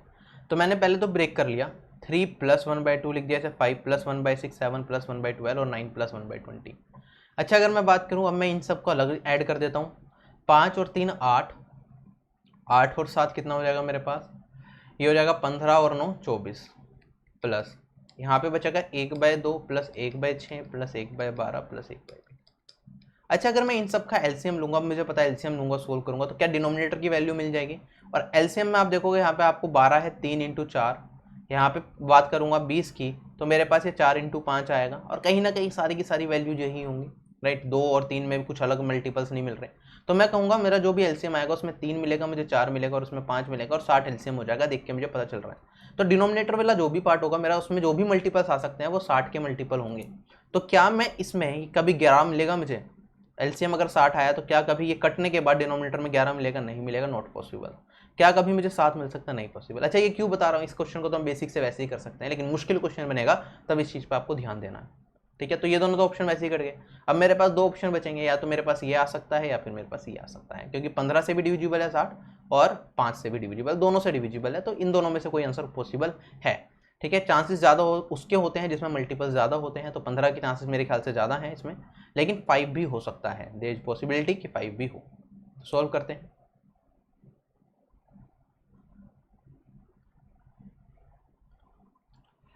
अच्छा, मैंने कहा एलसीएम आ गया मेरे पास 60, तो यहाँ पे आ जाएगा 30, यहाँ पे आ जाएगा, इससे डिवाइड करेंगे 10, यहाँ से आ जाएगा 5, और यहाँ पे आ जाएगा 3, 24 प्लस। सॉल्व कर लो, 30 और 10 40, और 48, 48/60।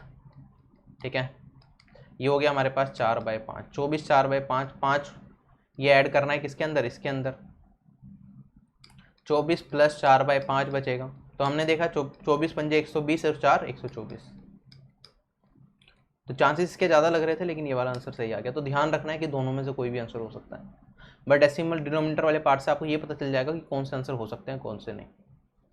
अच्छा, अब ये वाला क्वेश्चन है, very easy question, very simple question. ठीक है, हमें लार्जेस्ट नंबर बताना है जो इन तीनों नंबर को डिवाइड कर सके, तो वो कौन सा नंबर होगा जो इन तीनों नंबर को एग्जैक्टली डिवाइड कर सकता है। क्या वो इन तीनों का HCF होगा, हाईएस्ट कॉमन फैक्टर, या GCF, greatest common factor.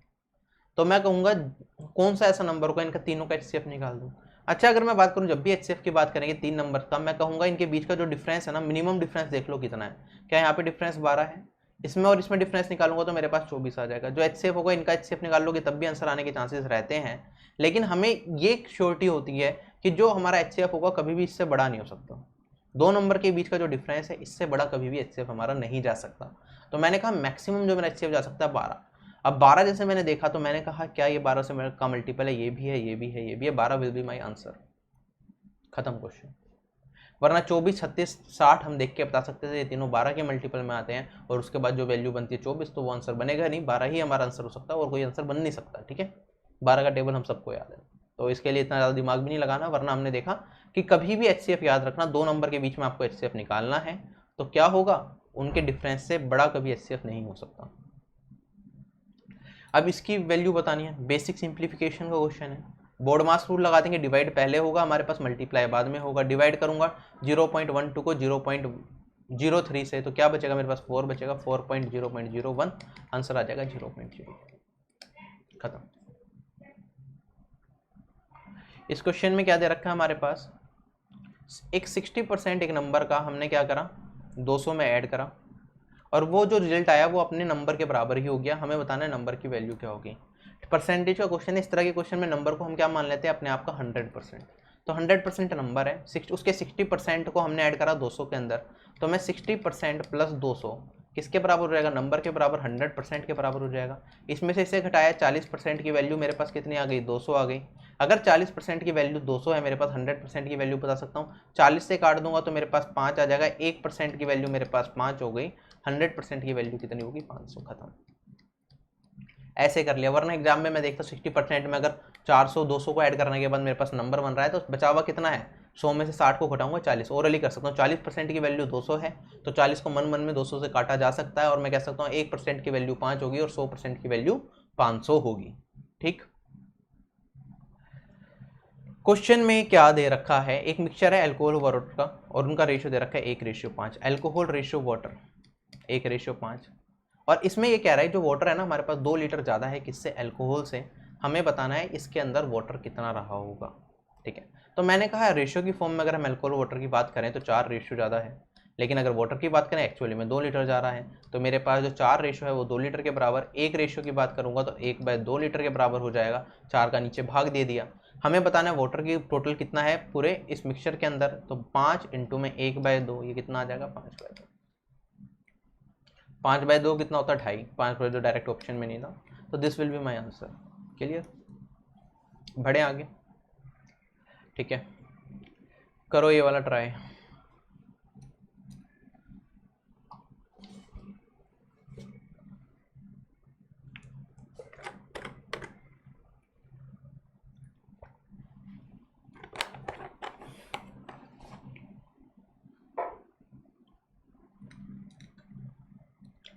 Question में हमें क्या दे रखा है, हमें एवरेज बताना है फर्स्ट 12 मल्टीपल्स ऑफ 5।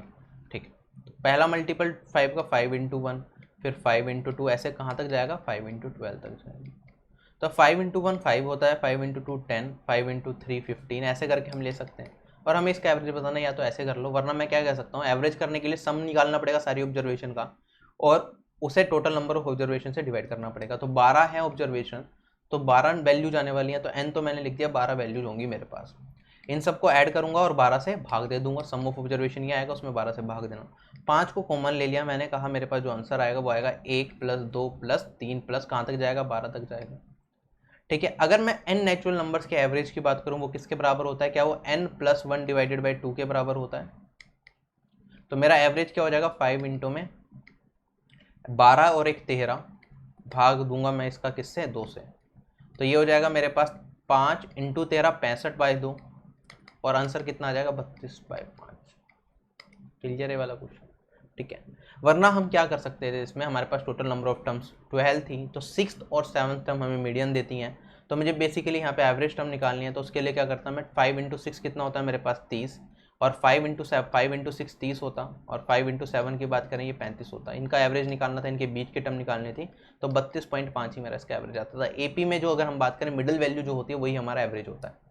राइट, तो मिडिल वैल्यू क्या निकलेगी हमारे पास, 6 नंबर की टर्म और 7th नंबर की टर्म का एवरेज। और 6 नंबर की टर्म 5 इंटू 6 30 आती है, 7 नंबर की टर्म 5 इंटू 7 35 आती है। इन दोनों का एवरेज देखेंगे, इनकी बीच की टर्म एवरेज निकालने की जरूरत नहीं, इन दोनों की बीच की टर्म क्या होगी, 32.5। खत्म।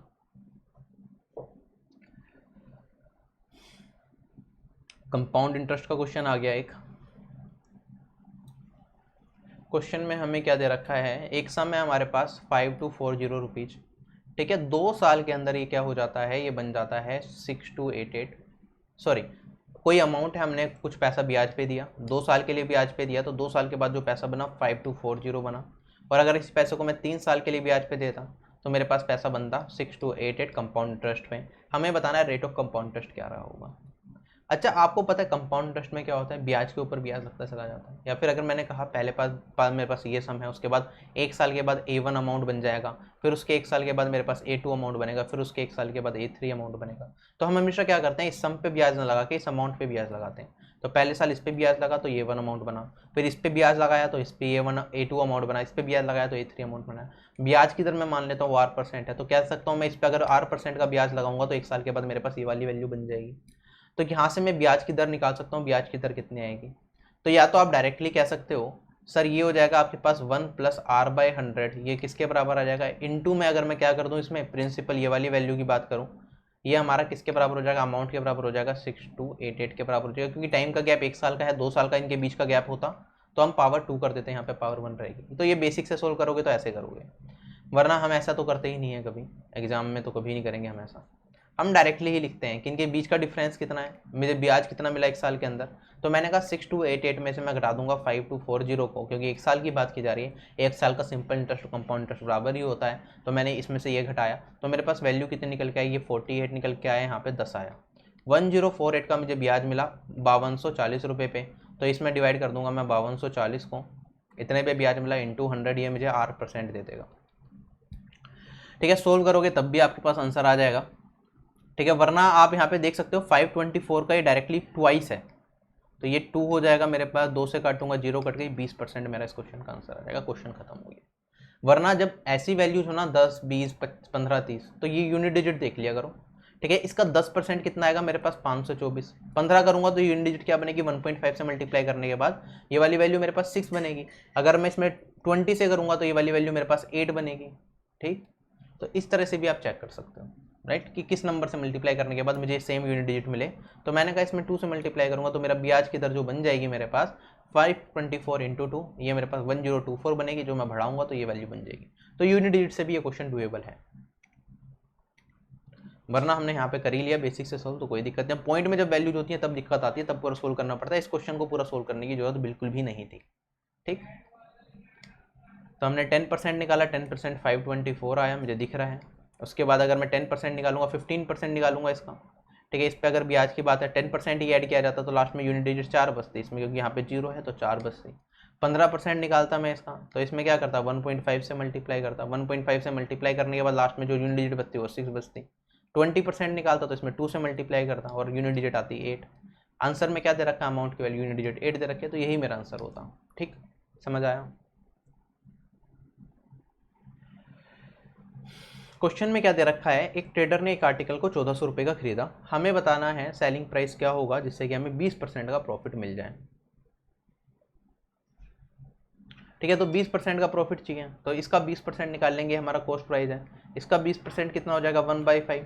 1400 का, या फिर 20% के लिए हम क्या करेंगे, 1% की वैल्यू कितनी हो जाएगी 14 हो जाएगी, और 20% की वैल्यू कितनी हो जाएगी मेरे पास 14 × 20, और ये हो जाएगा मेरे पास 280। 20% का प्रॉफिट चाहिए इस पे, तो 1400 जमा 280 कर दिया मैंने, तो मेरे पास 1680 रुपये बन गया। इतने का अगर मैं आर्टिकल बेचूंगा तो मुझे 20% का प्रॉफिट मिल जाएगा। वरना डायरेक्टली 20% रेशियो की फॉर्म में देखते हैं तो आप कहते हैं सर 1400 प्राइस है, 20% का फायदा चाहिए, तो अगर आर्टिकल की कीमत 5 है तो 6 का बेचेंगे, और हमारे पास आंसर सोल्व कर लोगे तो यहाँ से काटोगे तो ये 280 आएगा, 280 × 6 करोगे तो भी 1680 आ जाएगा। नेक्स्ट क्वेश्चन हमारे पास,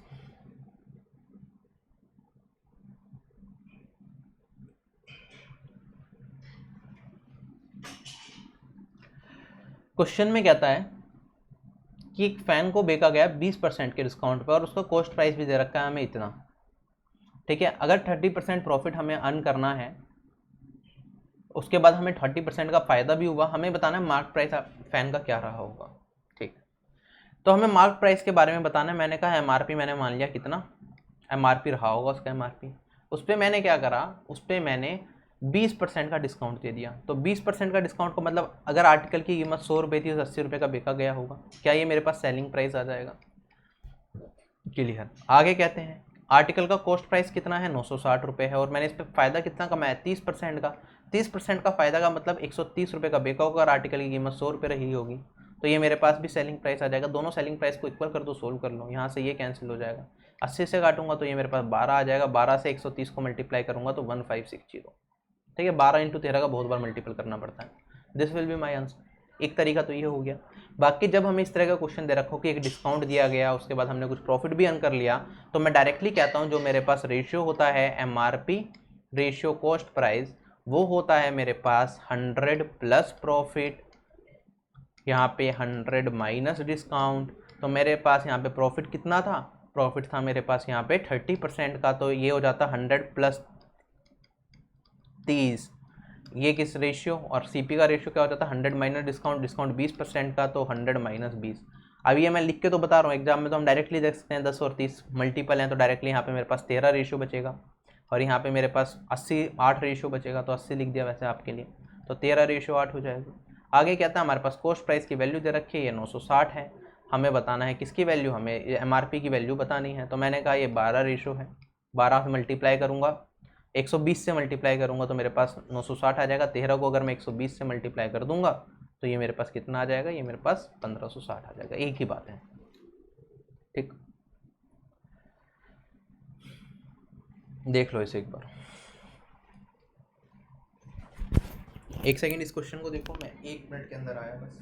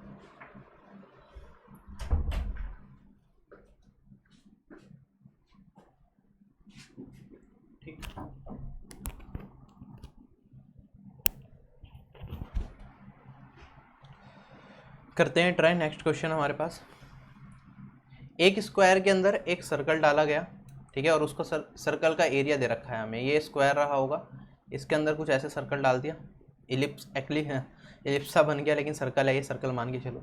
इसका एरिया हमें कितना दे रखा है, 16 पाई सेंटीमीटर स्क्वायर दे रखा है। हमें बताना है कि एरिया ऑफ स्क्वायर क्या होगा। अच्छा, इसके एरिया की बात करूँ, क्या ये इसका रेडियस रहा होगा और ये भी इसका रेडियस रहा होगा? क्या मैं कह सकता हूँ जो इसका 2r होगा वो एक स्क्वायर की साइड के बराबर हो जाएगा?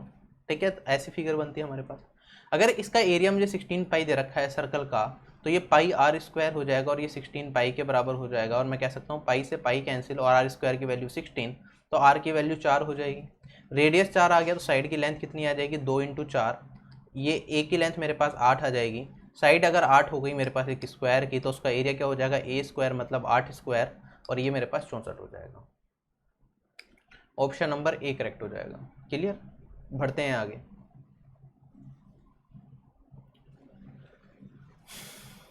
क्वेश्चन में क्या दे रखा है, हमारे पास दो प्लेस हैं पी और क्यू, और उनके बीच की जो दूरी है वो हमारे पास 900 किलोमीटर दे रखी है। आगे क्वेश्चन में कहता है एक ट्रेन जो होती है वो पी पॉइंट से स्टार्ट करती है, ठीक, और उसकी स्पीड 8 AM पे स्टार्ट होती है। उसकी स्पीड है हमारे पास 25 मीटर पर सेकेंड। आगे बढ़ते हैं, आगे कहता है कि वो बीच में 1 आवर 40 मिनट्स का ब्रेक भी लेती है। हमें बताना है वो स्टेशन क्यू पे कितने बजे पहुंचेगी। तो मैंने कहा स्टेशन क्यू कितने किलोमीटर दूर है, 900 किलोमीटर दूर है, और ट्रेन की स्पीड हमारे पास 25 मीटर पर सेकंड है। अगर मुझे टाइम बताना है कितना टाइम लेगी, तो मैं क्या कर दूंगा, डिस्टेंस अपॉन में स्पीड कर दूंगा, मेरे पास टाइम आ जाएगा पहली चीज़। तो कितने घंटे में वो वहाँ पहुँचेगी हमें ये पता चल जाएगा। तो मैंने कहा 25 मीटर पर सेकंड है, किलोमीटर पर आवर में है, तो स्पीड को किलोमीटर पर आवर में करेंगे। 25 किलोमीटर पर सेकंड हमें डायरेक्टली पता होता है ये 90 किलोमीटर पर आवर के बराबर होता है, वरना हम क्या कर देते हैं 25 इंटू में 18/5 कर दूंगा मैं, तो किलोमीटर पर आवर में स्पीड मिल जाएगी, यहाँ से काट दिया 5 बचेगा, 5 × 18 90 किलोमीटर पर आवर। ठीक है, 90 किलोमीटर पर आवर स्पीड हो गई, डिस्टेंस है 900, 900 में भाग दूंगा 90 से तो मेरे पास क्या आ जाएगा 10 घंटे। तो 10 घंटे तो उससे अगर वो बिना रुके चलेगी तो लगेगा, लेकिन क्वेश्चन में क्या रहा है कि ट्रेन रास्ते में 1 घंटा 40 मिनट भी रुकती है, तो उसे टाइम कितना लगा होगा 10 घंटे प्लस 1 आवर 40 मिनट्स। तो मैं कह सकता हूँ उसे 11 घंटे और 40 मिनट लगे होंगे अपने डेस्टिनेशन पे पहुँचने में। वो चली कितने बजे थी, वो चली थी यहाँ पे 8 बजे, 8 बजे सुबह चली थी, तो शाम को पहुँचेगी 11 घंटे के बाद, 11 घंटे 40 मिनट के बाद। तो कितने बजे पहुँचेगी, क्या वो 7 बज के यहाँ पे, ठीक है 8 से अगर हम बात करें 20 घटा दूंगा मैं, तो 7 बज के मेरे पास बचेगा ये 40 मिनट, राइट, 7 बज के 40 मिनट पे वो पहुँचेगी। क्लियर है क्वेश्चन ये? ठीक है, 8 में आप 11 को ऐड करोगे तो आपके पास 19 आवर 40 मिनट्स आ जाएगा। ठीक है, अगर आप पीएम में लिखोगे तो 12 को सब्ट्रैक्ट करोगे, 19 में से 12 घटाया तो मेरे पास 7 आया, 7 आवर 40 मिनट्स। ठीक, नेक्स्ट क्वेश्चन क्या दे रखा है, पार्टनरशिप का क्वेश्चन आ गया फिर से। ए ने एक बिजनेस स्टार्ट करा, उसने 35,000 रुपये इन्वेस्ट करें। 5 महीने के बाद बी ने भी बिजनेस ज्वाइन कर दिया और उसने 50,000 रुपये इन्वेस्ट करे। हमें बताना है at the end of the year profit कितना रहा होगा, उनके प्रॉफिट का रेशियो क्या रहा होगा। अच्छा, मैंने पहले भी बताया प्रॉफिट होता है आपका directly proportional investment into time के। तो अगर ए ने कितना इन्वेस्ट करा, ए ने 35,000 रुपये इन्वेस्ट करा, और अगर मैं बात करूँ यहाँ पे बी ने कितना इन्वेस्ट करा, 50,000 रुपये इन्वेस्ट करा। रेशियो की फॉर्म में देखूंगा इसे मैं 35 रेशियो मान सकता हूँ या 7:10 भी डायरेक्टली ले सकते हो, वरना मैंने कहा 3 जीरो काट दी मैंने। ए ने 35 रुपये इन्वेस्ट करें तो बी ने कितने करे होंगे, बी ने 50 रुपये इन्वेस्ट करे होंगे। अच्छा, ए की बात करें, ए ने बिजनेस स्टार्टिंग से रहा, पूरे साल के एंड तक रहा, तो ए कितने महीने रहा, 12 महीने बिजनेस में रहा। अगर बी की बात करूँ 5 महीने बाद उसने ज्वाइन करा था, तो बी ने कितने टाइम के लिए बिजनेस में रहा होगा, वो 7 महीने के लिए रहा होगा, 12 में से 5 घटा दिया। सोल्व करूंगा मैं इसे, 5 से काट दिया तो ये 10 हो जाएगा मेरे पास, ये 7 हो जाएगा। अगर आगे भी सोल्व करें तो और भी कट जाएगा, ये 5 हो जाएगा मेरे, 7 से 7 कैंसिल हो गया, ये 2 से काटा और ये 6:5 मेरा इस क्वेश्चन का आंसर आ गया। ठीक है, जो प्रॉफिट मिलेगा ए और बी को 6:5 के अनुपात में मिलेगा। हाँ, टाइम एंड वर्क का क्वेश्चन है, ट्राई करो। 1 मिनट दे रहा हूँ आप लोगों को, 30 सेकंड दे रहा हूँ, 30 सेकंड इनफ है।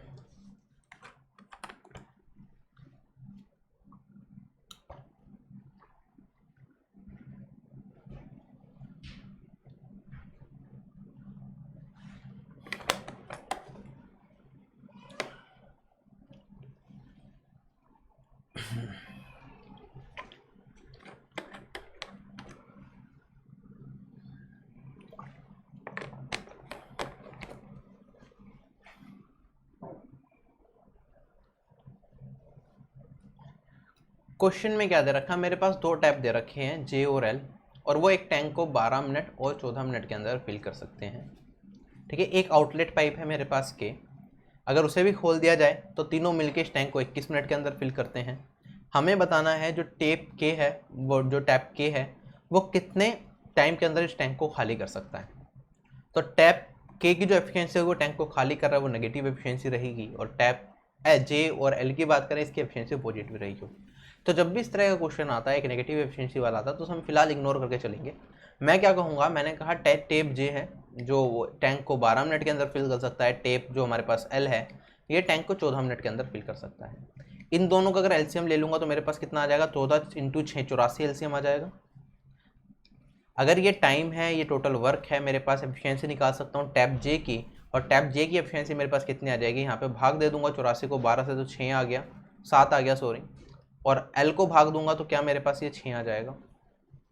तो इन दोनों की कंबाइंड एफिशिएंसी की बात करेंगे तो वो हो जाएगा 13, राइट। अब मेरे पास एक टैप के है जो जिसकी एफिशिएंसी नेगेटिव रही होगी, तो टैप के की एफिशिएंसी को मैं के मान लेता हूँ। अगर टैप के भी इनके साथ जुड़ जाता है तो टैंक कितने टाइम में भरा जाता है, टैंक भरा जाता है मेरे पास यहाँ पे 21 मिनट के अंदर। तो क्या मैं कह सकता हूँ 13, और जो टैप के की एफिशिएंसी, जो टैप के काम करेगा वो नेगेटिव में काम करेगा, तो 13 माइनस के इंटू 21 मिनट तक मैंने क्या करा, तीनों टैप्स को ओपन रखा, तो क्या मेरा पूरा काम कंप्लीट हो जाएगा, बिल्कुल हो जाएगा। ये तीनों की एफिशिएंसी हो गई कंबाइंड, ये हमारे पास टाइम हो गया। एफिशिएंसी इंटू टाइम क्या होता है, वर्क होता है। काम कितना है, 84 है, सोल्व कर लो, मैंने भाग दे दिया, मेरे पास ये क्या निकल के आया, ये 4 से कट जाएगा पूरा का पूरा। के की बात करें तो ये हो जाएगा मेरे पास 13 माइनस 4, और अब बचेगा मेरे पास 9।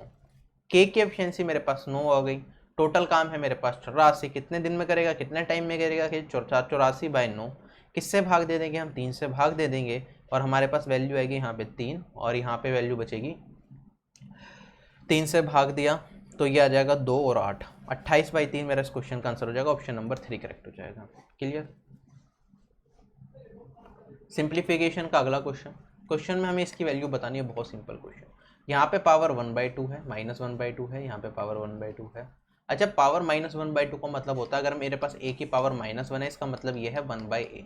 ठीक है, रेसिप्रोकल कर देते हैं, अगर यहाँ पे नेगेटिव साइन है, पॉजिटिव साइन है तो सेम रहता है। तो मैंने 7/5 की पावर 1/2 है, मैंने रेसिप्रोकल कर दिया तो क्या है मेरे पास 5/7 की पावर 1/2 बन जाएगी और यहाँ पे भी मेरे पास 5/7 की पावर क्या हो जाएगा, क्या ये 1/2 हो जाएगा। सेम चीज़ की पावर सेम है, मैं क्या कर दूंगा, इन्हें ऐड कर दूंगा। मैं कह सकता हूँ 5/7 की पावर 1/2 + 1/2 हो जाएगा, या फिर मैं ये लिख सकता था 1/2 रूट होता है, √5/7 × √5/7 और आंसर 5/7 ही बचता। तो 5/7 की पावर 1/2 + 1/2 1 और ये आ जाएगा 5/7, ऑप्शन नंबर ए करेक्ट हो जाएगा। क्लियर। नेक्स्ट पार्ट पे चलते हैं। क्वेश्चन में कह रहा है कि 1 से लेकर 30 तक कितने प्राइम होते हैं। अगर 1 से लेकर 30 तक के प्राइम की बात करें, आपको काउंट ही करना पड़ेगा और कोई ऑप्शन नहीं है। वरना अगर हम एक चीज़ याद रखते हैं प्राइम नंबर्स के बारे में, ठीक है, अभाज्य संख्याओं के बारे में हम एक चीज़ पता होती है, 1 से लेकर 50 तक कितने प्राइम नंबर्स होते हैं हमारे पास, 1 से 50 तक 15 प्राइम नंबर होते हैं। और अगर हम बात करें 1 से 100 तक कितने प्राइम नंबर होते हैं, ये 25 होते हैं। और 50 से लेकर 100 के बीच में कितने प्राइम नंबर होते हैं, 10 होते हैं। ये याद रखना है आपको, बाकी हम निकाल लेंगे। 1 से 30 तक के प्राइम नंबर्स अगर मुझे बताने हैं तो क्या हो जाएगा, 2 प्राइम नंबर, 3 प्राइम नंबर, उसके बाद मेरा 5 प्राइम नंबर, उसके बाद मेरा 7 प्राइम नंबर, उसके बाद 11, उसके बाद 13, उसके बाद 17, उसके बाद 19, उसके बाद 23, उसके बाद 29। सबको जोड़ दो, 1 2 3 4 5 6 7 8 9 10। ठीक है, चेक कर लेना सही आ रहा है क्या, 10 मेरे हिसाब से इसका आंसर होना चाहिए।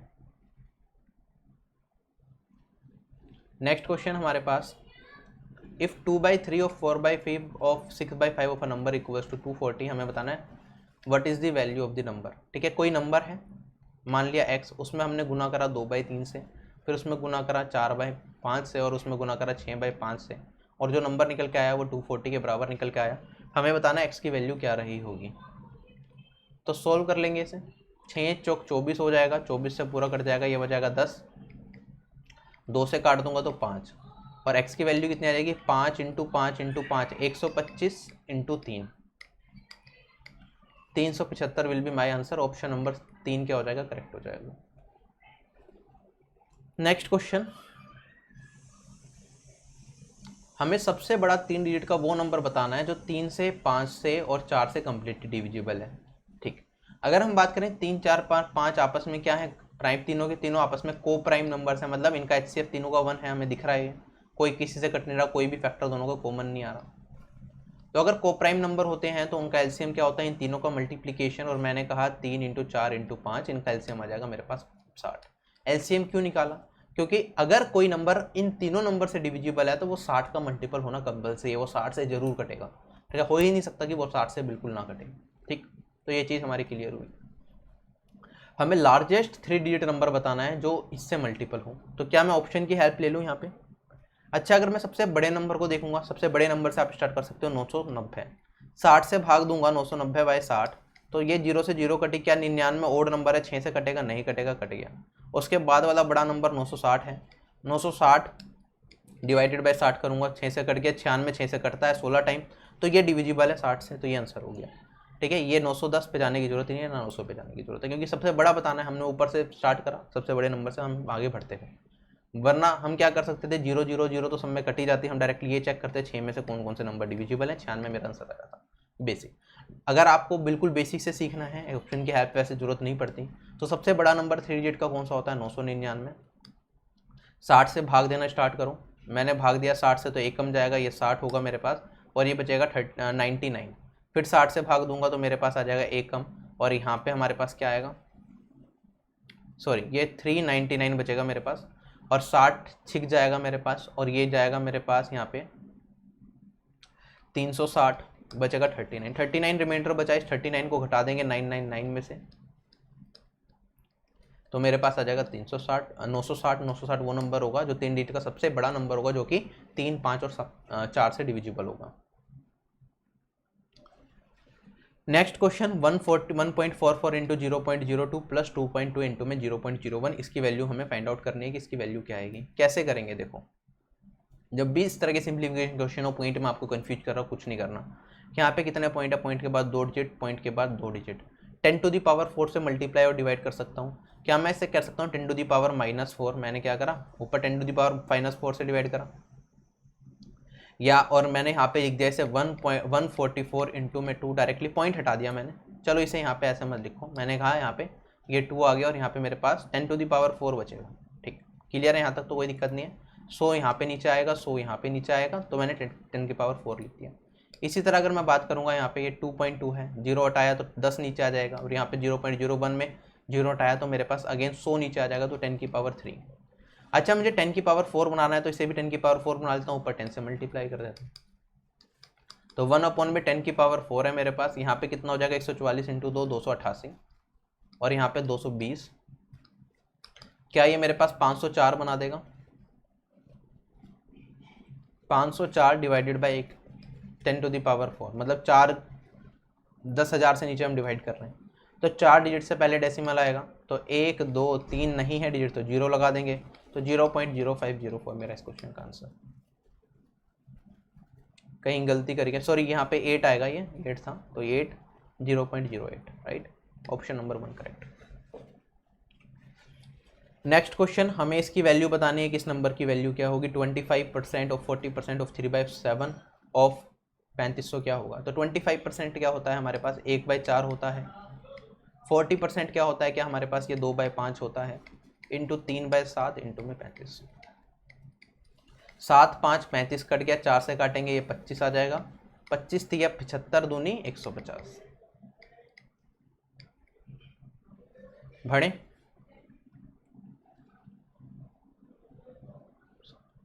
02। ठीक है, कितनी बार 7 अपीयर होगा 0 से 108 के बीच में।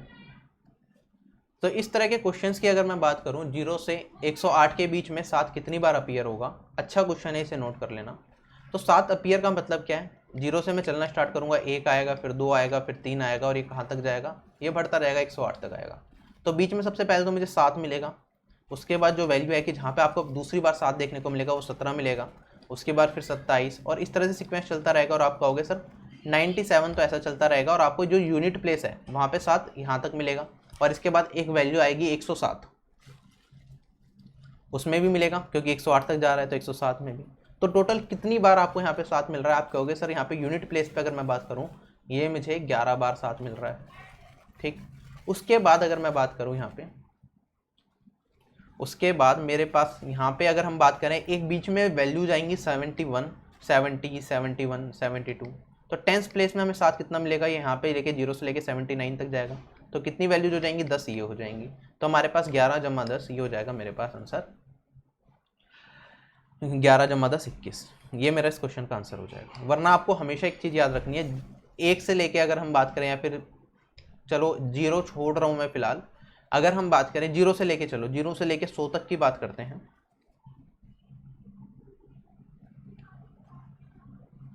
ठीक है, अगर 0 से लेके 100 तक आपके एग्जाम में पूछता है कि नंबर ऑफ क्या कहते हैं, 2 कितनी बार आएगा, 3 कितनी बार आएगा, 4 कितनी बार आएगा, 5 कितनी बार आएगा, और या 9 कितनी बार आएगा, ये सारे के सारे नंबर्स आपके 20 टाइम्स आते हैं। तो मुझे डायरेक्टली पता था यहाँ पे 0 से लेके 160 पूछा है, तो 7 20 बार तो 1 से लेके 100 तक आ जाएगा, और उसके बाद 107 वाली नंबर, तो 1 यहाँ पे, तो 20 जमा 1 21 बार यहाँ पे 7 आएगा।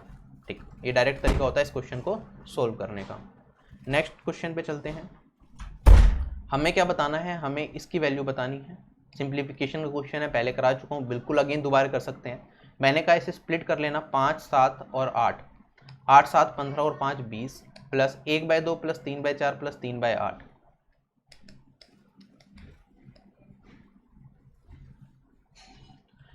अच्छा, अगर हम बात करें यहाँ पे, मुझे पता है जो भी डिनोमिनेटर में आएगा वो 4 या 8 कुछ आएगा, क्योंकि इसका एलसीएम तो 8 बन रहा है, तो लेकिन सारे ऑप्शन में 4 और 8 ही है, तो सभी पॉसिबल हैं। तो मैंने कहा यहाँ पे 2, 4 और 8 का एलसीएम लूंगा 8, ये 4, और यहाँ पे 2 से मल्टीप्लाई, 3 दूनी 6, और यहाँ पे 3, 10 और 3 13/8, 20 प्लस 13/8। 8 दूनी 116 और 160, 160 plus 13 173/8। This will be my answer. Question में दे रखा है n की ऐसी कैसी वैल्यू हो जिससे ये 9 से डिविजिबल हो जाए। तो 4 3 n की बात करूँ, ये 9 से डिवाइड करना है और ये 9 से कम्प्लीटली डिविजिबल है। 9 का डिविजिबिलिटी रूल पता हो तो आपको होता है sum of digits must be divisible by 9। अगर सभी डिजिट्स का सम आपका 9 से डिविजिबल है तो हम कहेंगे नंबर क्या होगा, 9 से डिविजिबल होगा। तो अगर मैं बात करूं 4 + 3 + n क्या होगा, 9 का मल्टीपल होना चाहिए। तो 4 और 3 7 जमा n, 9 का मल्टीपल होगा। n क्या होगा, एक डिजिट होगी जिसकी वैल्यू 0 से लेकर 9 तक जा सकती है। तो ऐसा कौन सी वैल्यू रखूँ मैं n की जो 9 का मल्टीपल बन जाए। तो आप कहोगे सर इसे 9 के बराबर कर देते हैं, आप रख दो n को 2। तो इस क्वेश्चन का आंसर हो जाएगा ऑप्शन नंबर 2। नेक्स्ट क्वेश्चन मेरे पास, हमें इसे सोल्व करने के बाद बताना है इसकी वैल्यू क्या होगी। ठीक है, इस तरह के क्वेश्चन में जैसे ही आपको a क्यूब दिख जाए, ये b क्यूब दिख जाए, डायरेक्टली फॉर्मूला लग ही रहा होता है और कुछ होता नहीं। और यहाँ पे a², यहाँ पे b² और यहाँ पे बेसिकली क्या है, ये ab है। आपको पता होगा a cube plus b cube का फॉर्मूला क्या होता है मेरे पास, ये होता है a + b, a² + b² - ab। क्या ये वाला फॉर्मूला यूज कर सकता हूँ? a को मैं मान लेता हूँ यहाँ पे। अच्छा, अगर मैं ये a² + b² - ab नीचे ले जाऊँ तो a cube + b cube divided by a² + b² - ab equals to कितना हो जाएगा मेरे पास, a + b हो जाएगा। क्या यहाँ पे मैं a को 0.6 मान लूँ, क्या मैं b को 0.5 मान लूँ? अगर a 0.6 है, b 0.5 है तो ये a क्यूब बन गया, ये b क्यूब बन गया, a क्यूब + b क्यूब। ये a² बन गया, ये मेरे पास b² बन गया और माइनस में क्या आ गया, ab। 0.6 × 0.5 करोगे तो 0.30 बनेगा, डेट इज 0.3। फॉर्मूला बन रहा है तो कह सकता हूँ ये a + b के बराबर होगा और ये बराबर हो जाएगा 0.6 + 0.5 और ये हो जाएगा मेरे पास 1.1 के बराबर। ऑप्शन नंबर 2 करेक्ट हो जाएगा। 3 क्वेश्चन हमारे पास बचे हुए हैं। क्वेश्चन में कह रहा है अगर मैं 70% एक नंबर के 70% में से 90 को घटा देता हूं तो मेरे पास क्या हो जाता है, मेरे पास रिजल्ट 120 बचता है। हमें नंबर की वैल्यू बतानी है। ठीक है, नंबर हमेशा अपने आप क्या होता है, अपने आप का 100% होता है। ठीक है, उसके 70% में से अगर मैंने 90 को घटाया तो नंबर बन गया मेरा 120। तो अगर मैं बात करूं 70% की वैल्यू क्या हो जाएगी, 120 जमा 90, क्या ये 210 के बराबर हो जाएगी। 70 से पूरा कट जाएगा। 1% की वैल्यू मेरे पास कितनी हो जाएगी, 3 हो जाएगी। 1% की वैल्यू 3, तो 100% की वैल्यू जो नंबर के बराबर हो जाएगा वो हो जाएगा मेरे पास 3 × 100 300। खत्म क्वेश्चन। नेक्स्ट क्वेश्चन हमारे पास, क्वेश्चन में क्या दे रखा है हमारे पास, कॉपर और जिंक का रेशियो दे रखा है 11:14। आगे क्वेश्चन में कहता है कि कितना कॉपर इसमें मिला दूं। ठीक है, ये ब्रास है, ब्रास को हमने कॉपर और जिंक मिला के बनाया। ठीक है, एक एलॉय बनाया कॉपर और जिंक मिला के, ब्रास। ठीक है, कॉपर और जिंक का अनुपात 11 हमें 4 दे रखा है, 14 दे रखा है। आगे कहता है कि इसके अंदर 150 ग्राम ब्रास के अंदर, 150 किलो ब्रास के अंदर कॉपर कितना रहा होगा। तो अगर हम बात करें ब्रास की तो इन दोनों को मिला के ब्रास बनाया गया है। तो अगर कॉपर 11 रेशो है, जिंक मेरे पास 14 रेशो है, तो ब्रास टोटल कितना होगा, क्या ये 25 रेशो रहा होगा। 25 रेशो ब्रास के अंदर हमारे पास कॉपर कितना है, 11 रेशो है। हमें बताना है 150 केजी ब्रास के अंदर कॉपर कितना रहेगा। तो 125 रेशो 150 केजी के बराबर कर देंगे और हम कहेंगे यहाँ पे ये पूरा कट जाएगा। एक रेशो किसके बराबर हो जाएगा आपका, ये बराबर हो जाएगा 6 केजी के। कॉपर की बात बतानी है, कॉपर कितना होगा 150 केजी में, तो 11 × 6 कर दूंगा तो ये 66 केजी आ जाएगा। खत्म क्वेश्चन। नेक्स्ट क्वेश्चन है हमारे पास, हमें एवरेज बताना है फर्स्ट 8 इवन नंबर्स का। पहले 8 इवन नंबर्स का एवरेज बताना है। डायरेक्टली करना है डायरेक्टली बता सकते हो, बेसिक से करना है तो बेसिक से कर लो। फर्स्ट 8 इवन नंबर की बात करें तो पहला इवन नंबर हम मानते हैं 2, फिर 4, फिर 8, फिर 6, फिर 8, फिर 10, फिर 12, फिर 14 और फिर 16। क्या यही होंगे, पहला, दूसरा, तीसरा, चौथा, पांचवा, छठा, सातवां, आठवां, 8 नंबर हो गए। क्या ये एपी सीरीज बना रहे हैं, इन दोनों के बीच का गैप 2 है। तो डायरेक्टली कह सकता हूँ मैं, यहाँ पे टोटल 8 टर्म है तो चौथी और पांचवी टर्म के बीच का जो नंबर होगा वही मेरा इसका एवरेज हो जाएगा। तो 8 और 10 के बीच का नंबर क्या है, 9। 9 विल बी माई एवरेज। ठीक है, अभी थोड़ी देर पहले ऊपर समझाई थी ये चीज़। वरना आप क्या करोगे, सभी नंबर्स का सम निकाल लेना। टोटल टर्म्स 8 हैं, 8 से डिवाइड कर देना। 2 से लेके आप 16 तक का सम करोगे, फिर उसे n से डिवाइड कर दोगे, 8 से डिवाइड कर दोगे, आपका आंसर आ जाएगा। ठीक, तो वैसे भी कर सकते हो।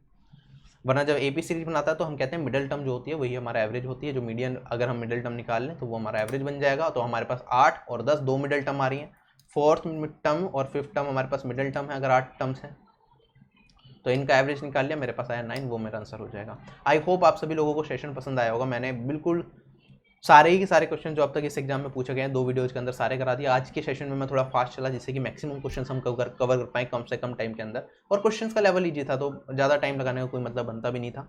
बाकी आप अनअकैडमी प्लस ज्वाइन कर सकते हो, मेरे पूरे कोर्सेज वहाँ पे एनरोल कर सकते हो, ठीक है। अभी SSC CGL और CHSL के लिए एक बैच स्टार्ट हुआ ही था 24 अगस्त से, जिसमें मैं नंबर सिस्टम आपको पढ़ा रहा हूँ। 9 से 10:30 क्लास की टाइमिंग होती है। रिकॉर्डेड वीडियो आप देख सकते हो, आप अभी भी ज्वाइन करके रिकॉर्डेड सेशंस उसके देख सकते हो। मंडे टू सैटरडे क्लासेस होंगी, 9 से 10:30 1.5 घंटे की रोज क्लास होती है। पूरे महीने के अंदर मैं लगभग 70 घंटे आपको पढ़ाता हूँ, जिसमें अनअकैडमी प्लस पे 45 घंटे, जिसमें और बाकी क्लास सेशंस फ्री होते हैं जो यूट्यूब पे मिलते हैं आपको अनअकैडमी स्पेशल क्लास की फॉर्म में मिलते हैं। स्पेशल क्लासेस में भी बहुत सारे चैप्टर्स मैंने आपको करा रखे हैं। आप अनअकैडमी प्लस इंस्टॉल करो और अनअकैडमी ऐप इंस्टॉल करो, नीचे डिस्क्रिप्शन बॉक्स में मेरी प्रोफाइल का लिंक मिलेगा, अगर इंस्टॉल कर रखा है वहाँ पे जाके मुझे फॉलो करो।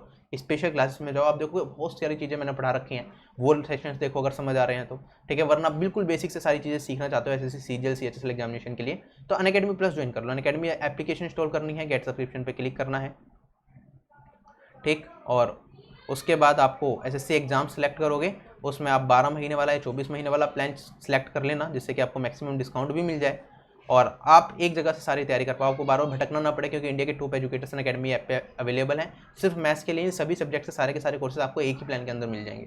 तो SSC एग्जाम चाहे CGL CHSL CPO MTS किसी भी एग्जाम की तैयारी कर रहे हो, अनअकैडमी ऐप इंस्टॉल करनी है, ठीक है। RB10 कोड यूज करना है, ठीक है। RB10 कोड यूज करते ही आपको यहाँ पे और ज़्यादा डिस्काउंट मिल जाएगा। जैसे आप देखोगे 12 महीने वाला प्लान है, इस पर 10% और डिस्काउंट इतने का पड़ जाएगा। उसके बाद अगर आप कुछ सेशंस भी देखते हो, क्रेडिट्स भी हैं आपके पास, तो 10% और डिस्काउंट मिल जाएगा आपको। तो काफ़ी अफोर्डेबल प्राइसेस में आप ये सारे प्लान्स ले सकते हो और अपनी तैयारी बहुत अच्छे से कर सकते हो, ठीक। तो कहीं जाने की जरूरत नहीं। अगर आप बैंकिंग एग्जाम्स की तैयारी करना चाहते हो तो भी आप RB10 कोड यूज करोगे तो आपको मैक्सिमम डिस्काउंट मिलेगा। तो याद रखना RBE10 ये कोड है मेरा, ठीक है। इसे यूज करो और मैक्सिमम डिस्काउंट पाओ अनअकैडमी एप्लीकेशन पे। रेलवे एग्जाम्स की तैयारी कर रहे हो, अगेन ये यूज कर सकते हो। UPSC CSC या किसी भी एग्जाम की आप तैयारी अनअकैडमी से करना चाहते हो तो आप ये कोड यूज कर सकते हो और अपनी तैयारी पूरी कर सकते हो। सो दैट्स इट गाइस, फिलहाल मैं आप लोगों से यही बता लेता हूँ, जल्दी मिलेंगे नए सेशन में, तब तक के लिए बाय बाय, टेक केयर, जय हिंद।